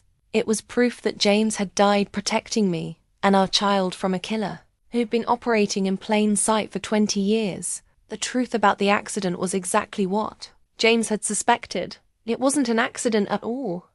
It was an execution carried out by professionals who'd done it many times before. And now I was about to face the woman who'd ordered my husband's death. The wire was smaller than I'd expected, barely the size of a button, taped between my shoulder blades where it would be hidden by my maternity blouse. Detective Rodriguez and his team had positioned themselves in unmarked vehicles around the law office building, ready to intervene if Eleanor became violent. Remember, Rodriguez had told me during the final briefing, your goal is to get her. Talking about James's death and the family's criminal activities. Don't push too hard, let her confidence work against her. People like Eleanor can't resist explaining how clever they've been. My attorney, Rebecca Martinez, would be in the room with me, both for legal protection and as a witness to whatever Eleanor revealed. Rebecca was also wearing a recording device, ensuring we'd have backup evidence of everything Eleanor said. You sure you want to do this? Rebecca asked as we walked into the building. We have enough evidence to convict her without taking this risk. I need to hear her admit what she did to James. I need to look her in the eye when she realizes her empire is crumbling. The law office felt different this time, less intimidating, more like a trap waiting to be sprung. Eleanor and Marcus arrived precisely on time, both dressed in expensive suits that projected wealth and respectability. Eleanor carried herself with the confident air of someone who believed she was about to claim victory. Zoe, dear, you look wonderful, Eleanor said, embracing me with what appeared to be genuine warmth. Pregnancy suits you. James would be so proud. Marcus hung back, studying the room with the careful attention of someone who expected trouble. His eyes lingered on Rebecca, on the court reporter Eleanor hadn't expected, on the thick file folders spread across the conference table. This seems rather formal for a family discussion, Eleanor observed, settling into her chair with practiced grace. Given the magnitude of what we're discussing, I thought documentation would be appropriate, Rebecca replied smoothly. Inheritance matters can be complicated, and we want to ensure everything is properly recorded. Eleanor's smile never wavered, but I caught a flicker of wariness in her eyes. She was smart enough to recognize that something had changed since our last meeting. Of course, I appreciate thoroughness in legal matters. Shall we begin with the DNA results? Rebecca opened the first folder with theatrical precision. The results are quite conclusive. Miss Carter's child is definitely James Carter's biological offspring, with a probability of 99.97%. There's no question about paternity. Eleanor's reaction was carefully controlled, but I saw her hands tighten slightly on the arms of her chair. I see. Well, that settles that question. It settles more than you might expect, Rebecca continued. The comprehensive genetic analysis also revealed some interesting information about family relationships within the Carter bloodline. What kind of information? It appears that you, Eleanor, have no genetic connection to the Carter family whatsoever. According to the DNA analysis, you're not related to any Carter family member, past or present. The silence in the room was deafening. Eleanor's mask of composure slipped for just a moment, revealing something cold and calculating underneath. That's impossible. There must be an error in the testing. We ran the analysis twice to be certain. Eleanor, your real name is Ellen Morrison, isn't it? And your marriage to James's father was bigamous because you were already married to Marcus's father. At the time, Eleanor stood abruptly, her chair scraping against the floor. This is ridiculous. I don't have to listen to these accusations. Actually, you do, I said, finding my voice. Because this is just the beginning of what we've discovered about you. And your family. Marcus moved closer to his mother, his body language shifting from wary to threatening. Mom, maybe we should go. Let the lawyers handle this. Sit down, Marcus, Eleanor said sharply. I want to hear what they think they know. Rebecca pulled out another folder, this one containing financial records. We know about the money laundering operation you've been running through Carter Logistics. We know about the offshore accounts, the shell companies, the systematic embezzlement of family assets. You know nothing, Eleanor snapped, her careful facade finally cracking. You're a pregnant girl playing with documents you don't understand. I understand enough, I said. I understand that you murdered James's father when he tried to divorce you. I understand that you've been killing Carter family members for decades to maintain control of the business. And I understand that you murdered my husband when he got too close to exposing your crimes. Eleanor laughed, but there was no humor in it. You have quite an imagination, Zoe. James died in a car accident. Tragic, but hardly murder. Vincent, Torino, I said simply. The name hit Eleanor like a physical blow. Marcus actually stepped backward, his face going pale. Who? Eleanor asked, but her voice was no longer steady. Vincent Torino, the mechanic you and Marcus hired to force James off the road. The man you've been using to arrange accidents for anyone who threatens your operation. That's completely absurd. Is it? Because we have recordings of Marcus discussing payment for the James situation with Vincent. We have security. Footage of Marcus meeting with Vincent 2 days before James died. We have evidence that Vincent was in the area the night of the accident. Eleanor sat down heavily, the weight of exposure finally hitting her. You can't prove any of this. Actually, we can. We have James's complete investigation into your criminal activities. Audio recordings, financial documents, evidence of multiple murders spanning decades. He documented everything, Eleanor. Everything. Marcus suddenly exploded into motion, reaching into his jacket, but before he could draw whatever weapon he was carrying, Detective Rodriguez and 2 other officers burst through the conference room door. Seattle police. Everyone stay where you are. Eleanor watched in stunned silence as Marcus was wrestled to the ground and handcuffed. The gun he'd been reaching for, a small pistol, clattered across the floor. Eleanor Morrison, Detective Rodriguez said, reading from a warrant. You're under arrest for conspiracy to commit murder, money laundering, fraud, and the murders of Thomas Carter, James Carter, and 6 other individuals. As the handcuffs clicked around Eleanor's wrists, she looked at me with pure hatred. You have no idea what you've done, you stupid girl. You think this ends with my arrest? There are people involved in this operation who will never let you live. Peacefully, maybe, I said, standing to face her. But at least James's killers will face justice. At least the truth is finally coming out. Eleanor's last words as they led her away were chilling. This isn't over, Zoe. It will never be over. But as I watched her being escorted out in handcuffs, I felt something I hadn't experienced since James's death. Hope. The woman who'd murdered my husband, who'd threatened my unborn child, who'd built an empire on decades of violence and fraud, was finally facing the consequences of her crimes. The audio recording device had captured everything. Eleanor's admissions, Marcus's violent reaction, their clear guilt and desperation when confronted with evidence of their crimes. More importantly, it had captured Eleanor's implicit admission that she was part of a larger criminal organization. Evidence that would help authorities dismantle the entire network. James's sacrifice hadn't been in vain. His investigation, his evidence, his determination to expose the truth had finally brought down the people who'd destroyed so many lives. And our child would grow up knowing that justice had been served for their father's murder. The actual confrontation unfolded exactly as Detective Rodriguez had predicted. Eleanor's confidence, built over decades of successful manipulation and murder, became her downfall when faced with irrefutable evidence of her crimes. You want to know what really happened to James?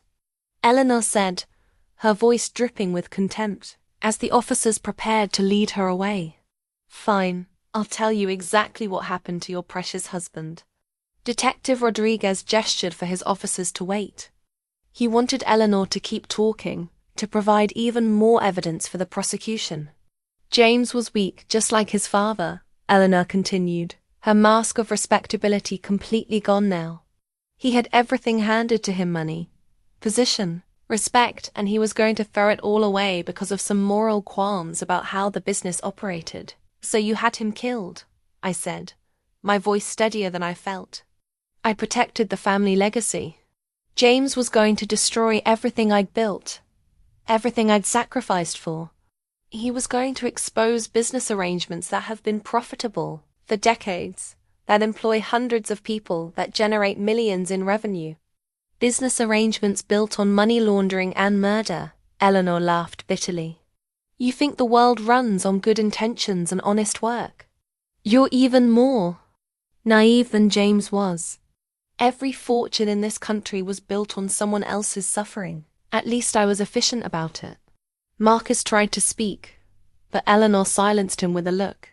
She was in full confessional mode now, years of suppressed rage and superiority finally finding expression.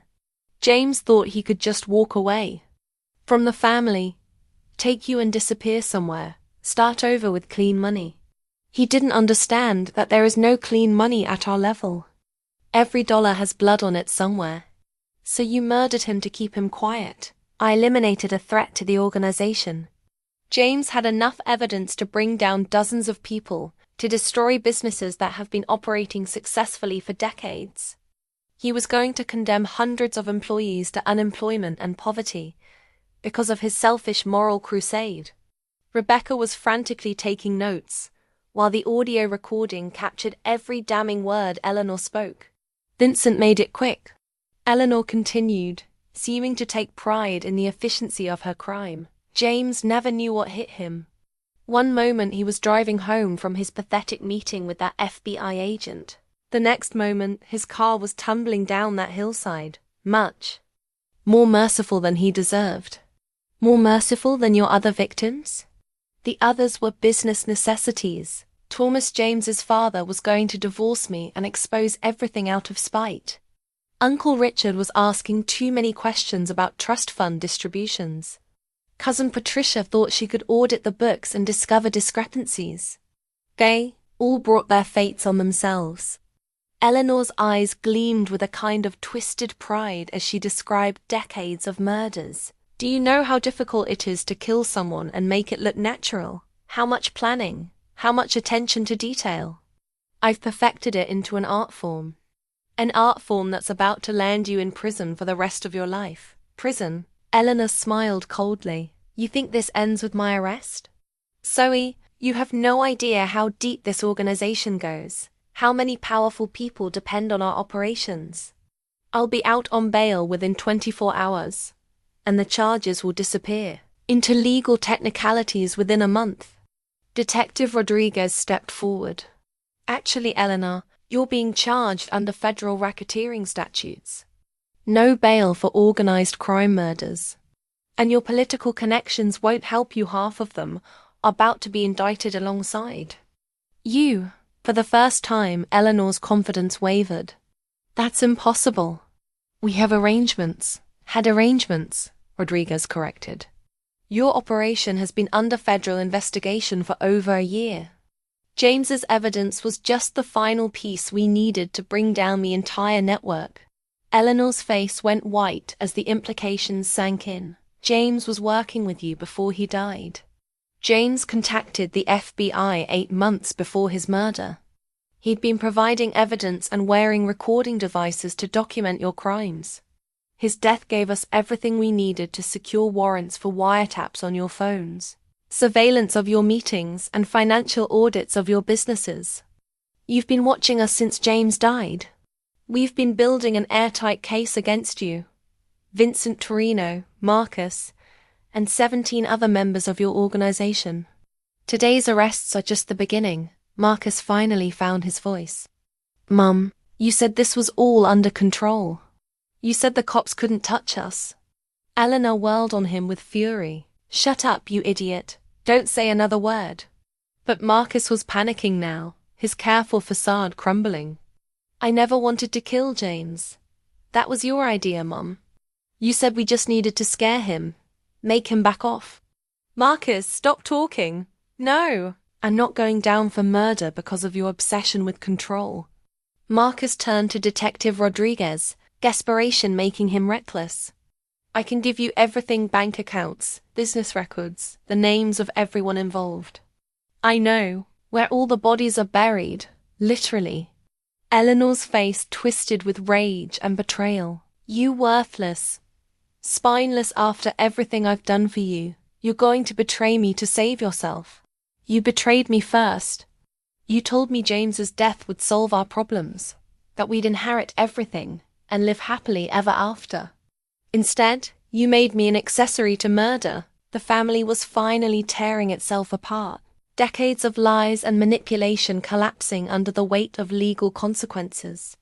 I watched in fascination as Eleanor realized that her own son, her partner in crime, was going to testify against her to save himself. James was right about you both, I said, my voice cutting through their argument. You're not a family. You're parasites who destroy everything you touch. Eleanor turned her fury on me. You sanctimonious little bitch. You think you've won something here. You think James died a hero. He died because he was weak and sentimental, just like you are. James died because he loved me enough to risk everything, to protect me. That's something you'll never understand. Love? Eleanor spat. Love is a luxury for people who don't have to make hard choices. James had responsibilities, obligations to preserve what generations of Carters had built. Generations of Carters you murdered.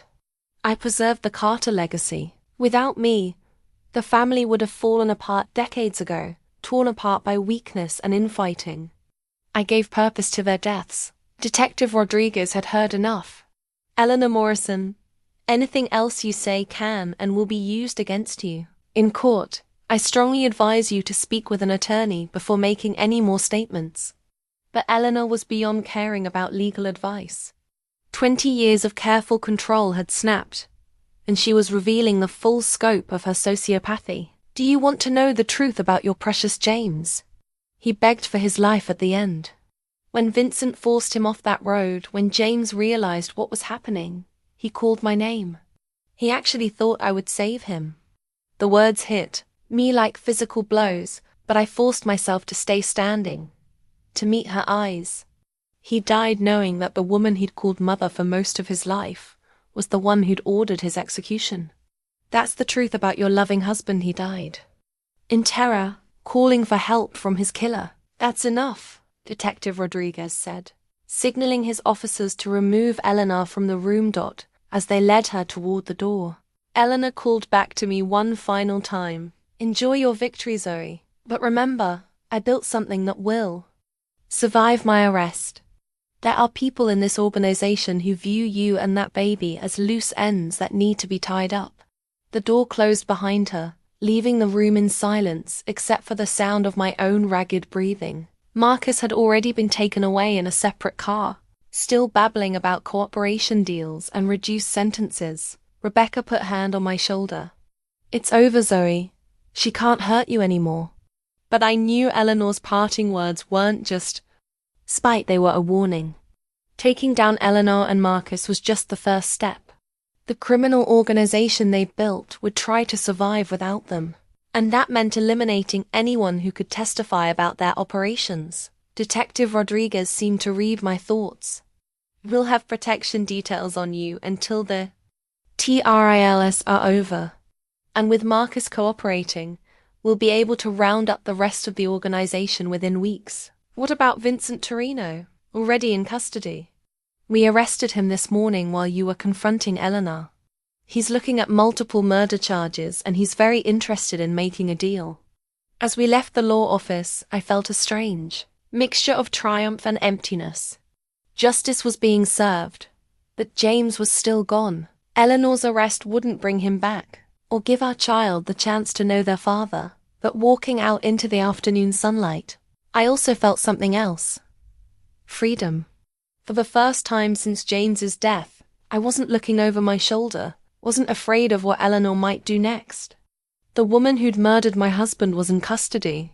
Her criminal empire was crumbling, and the truth was finally coming to light. The signed confession Detective Rodriguez had captured wasn't just Eleanor admitting to murder, it was her revealing the depth of her sociopathy, the complete absence of remorse or humanity that had allowed her to kill for decades. No jury would ever look at that recording and see anything other than a cold-blooded killer who'd finally been caught. James's investigation had succeeded beyond his wildest hopes.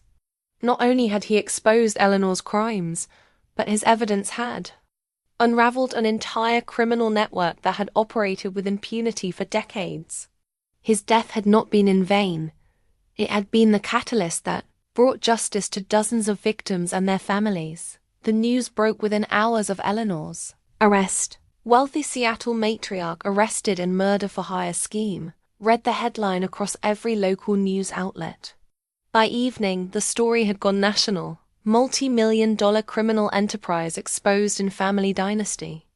I watched from my living room as reporters gathered outside the Carter Logistics building, where FBI agents were carrying out boxes of evidence. The business that had been the family's pride for generations was being dismantled piece by piece. Its criminal operations exposed to the world. Detective Rodriguez called that evening with updates on the investigation. "We've made 14 additional arrests based on Marcus's cooperation," he reported. Vincent Torino, Dr. Patricia Voss, Detective Ray Morrison, and 11 other associates. The entire network is coming down. What about the political connections Eleanor mentioned? 3 city council members, a county prosecutor, and 2 judges have been arrested on corruption charges.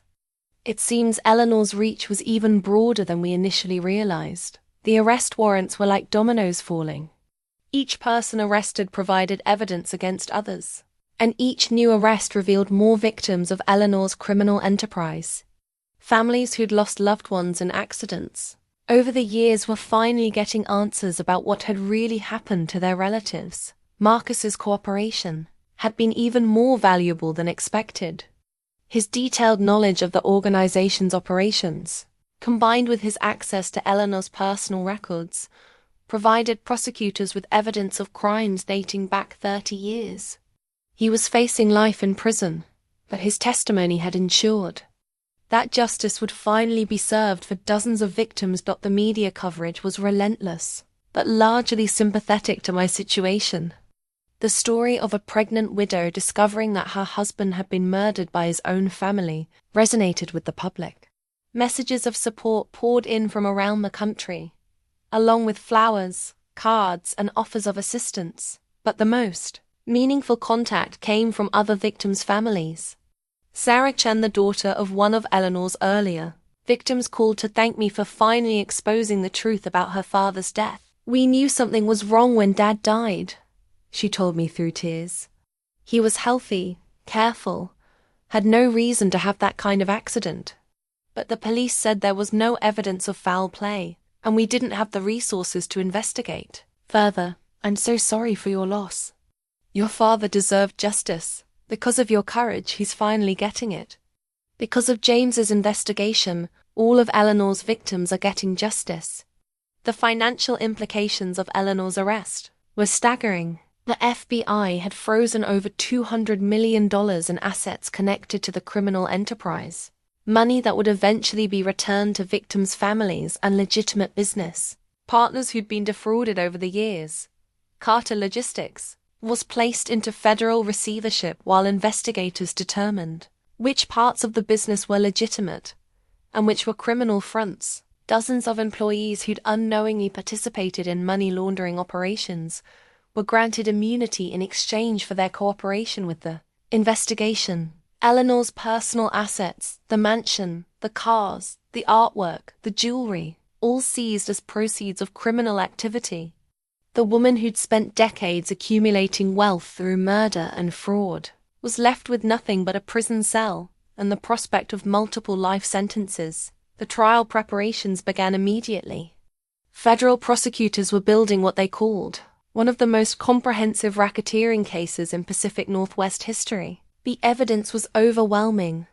Financial records, audio recordings, witness testimony, and physical evidence from multiple crime scenes. Eleanor's attorney tried to negotiate a plea deal, but prosecutors weren't interested.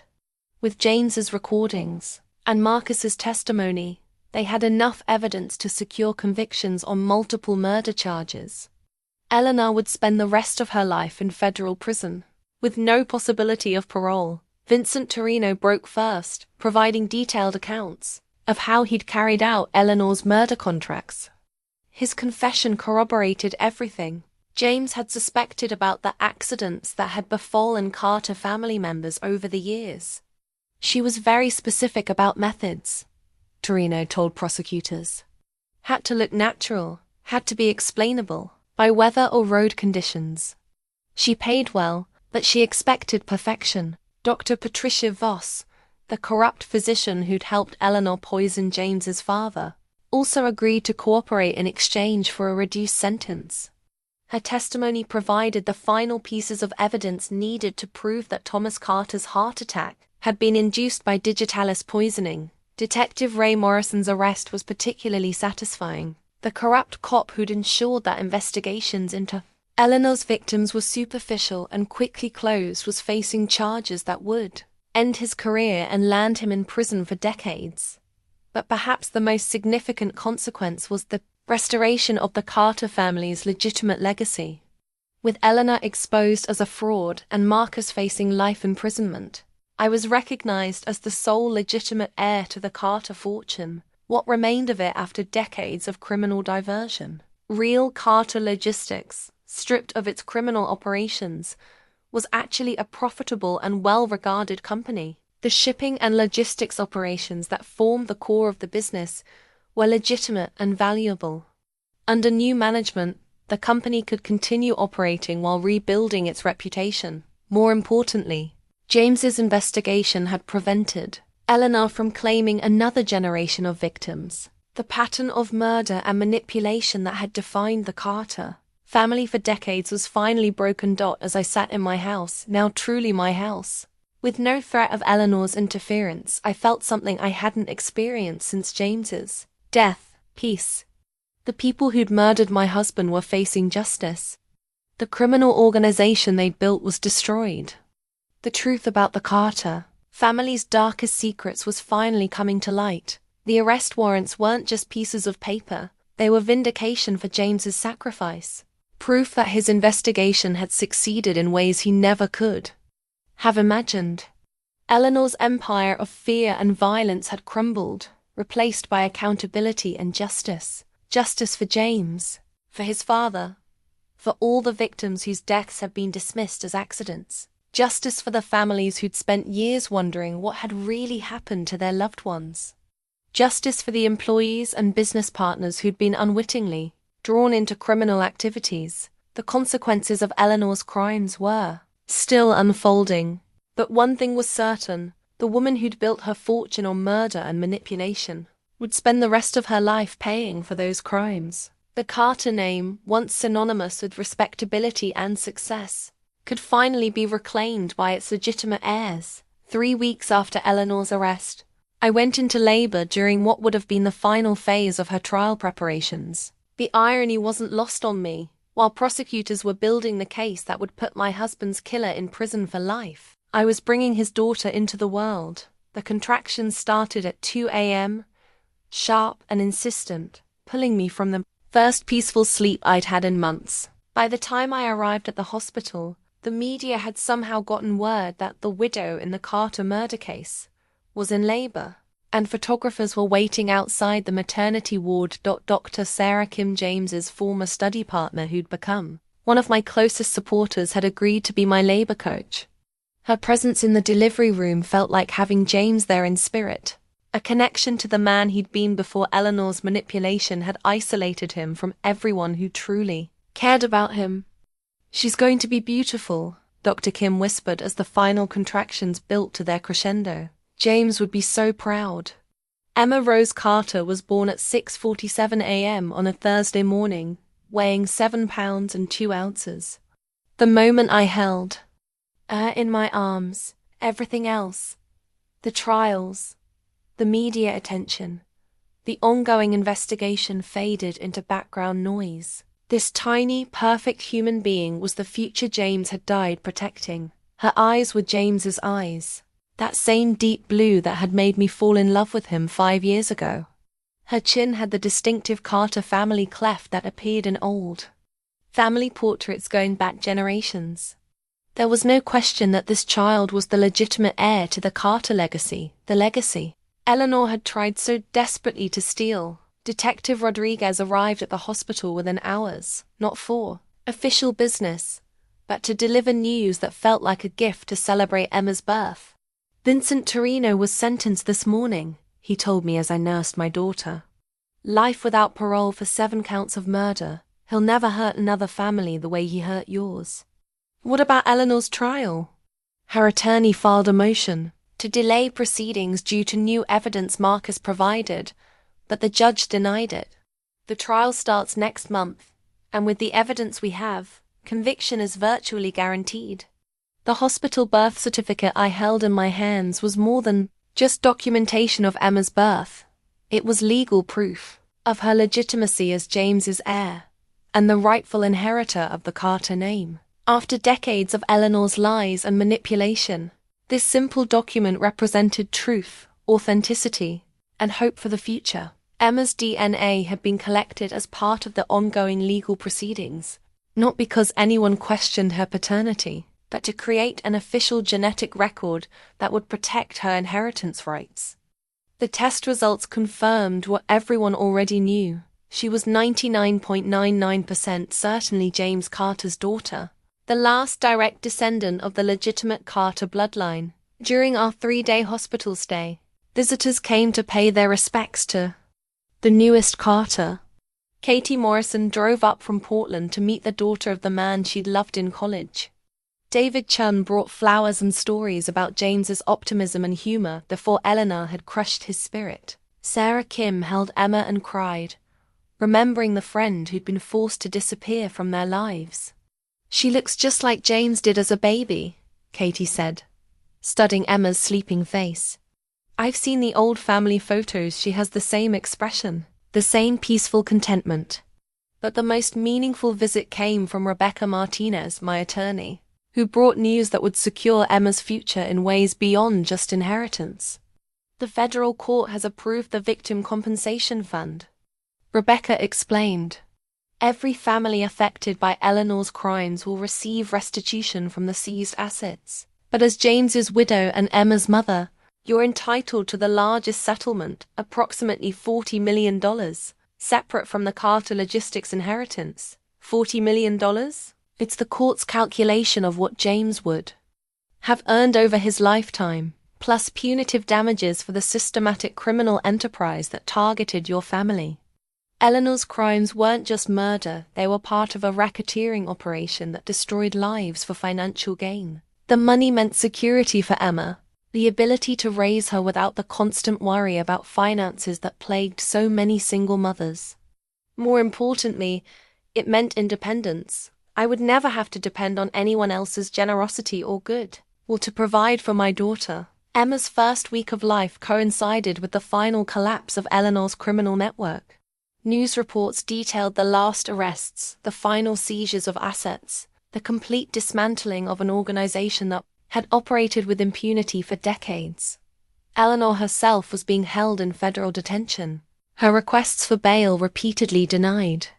Reports from the jail indicated that she was not adjusting well to incarceration. The woman who'd spent her life manipulating others was now powerless, isolated, and facing the prospect of dying in prison. Marcus had been sentenced to 25 years in federal prison in exchange for his cooperation.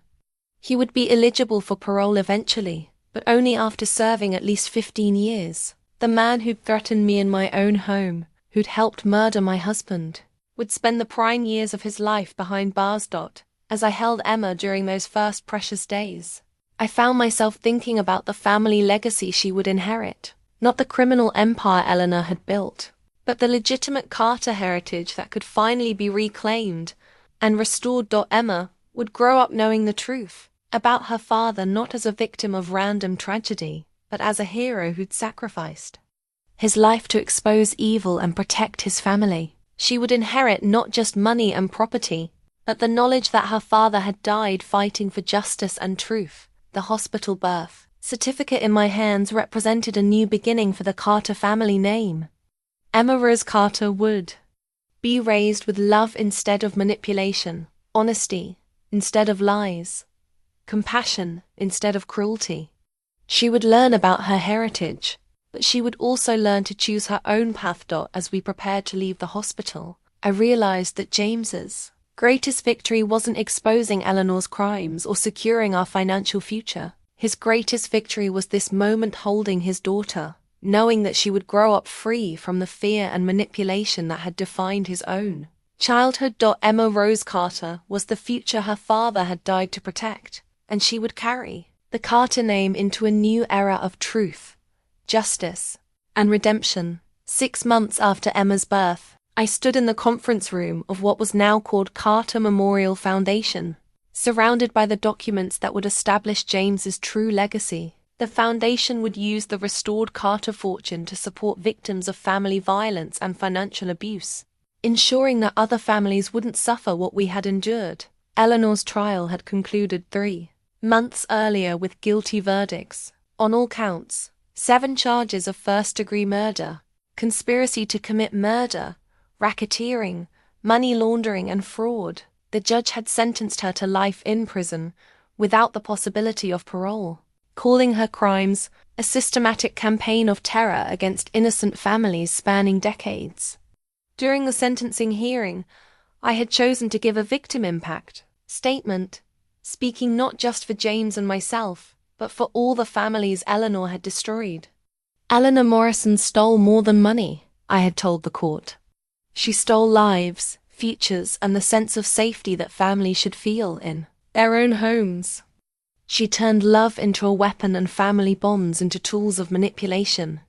Her crimes didn't just end with death, they destroyed the survivor's ability to trust, to feel secure, to believe in the goodness of family relationships. Eleanor had shown no remorse throughout the trial, maintaining her innocence despite overwhelming evidence.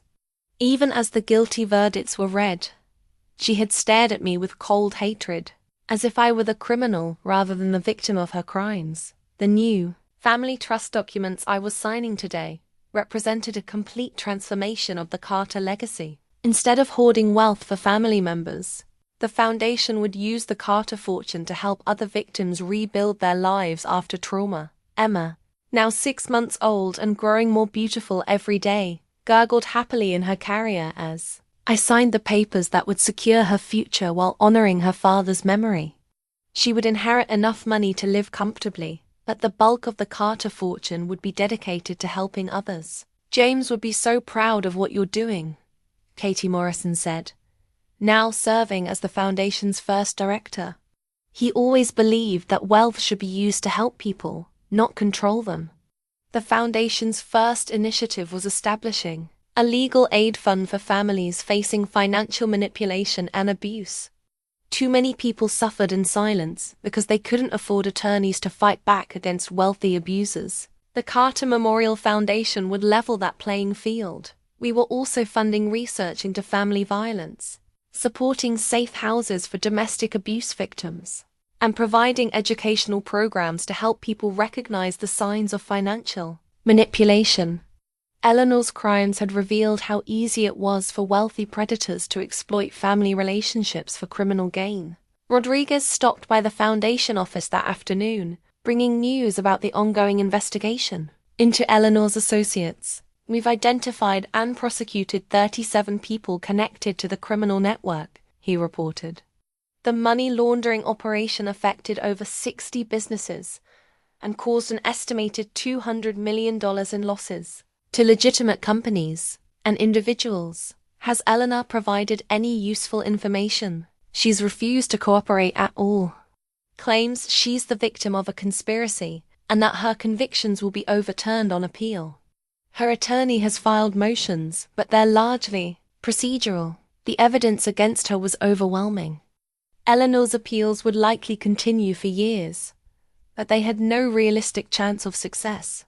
The audio recordings of her confessing to murder, combined with financial evidence and witness testimony, had created an airtight case that even the most skilled appellate attorney couldn't dismantle. Marcus, serving his sentence in federal prison, had continued cooperating with authorities even after his sentencing. His testimony had helped convict the last members of Eleanor's network and had provided closure for families who'd lost loved ones to the organization's crimes. The restored Carter Logistics Company, now operating under completely new management, had become profitable again once its criminal operations were eliminated. The legitimate shipping and logistics business was actually quite successful when it wasn't being used as a front for money laundering.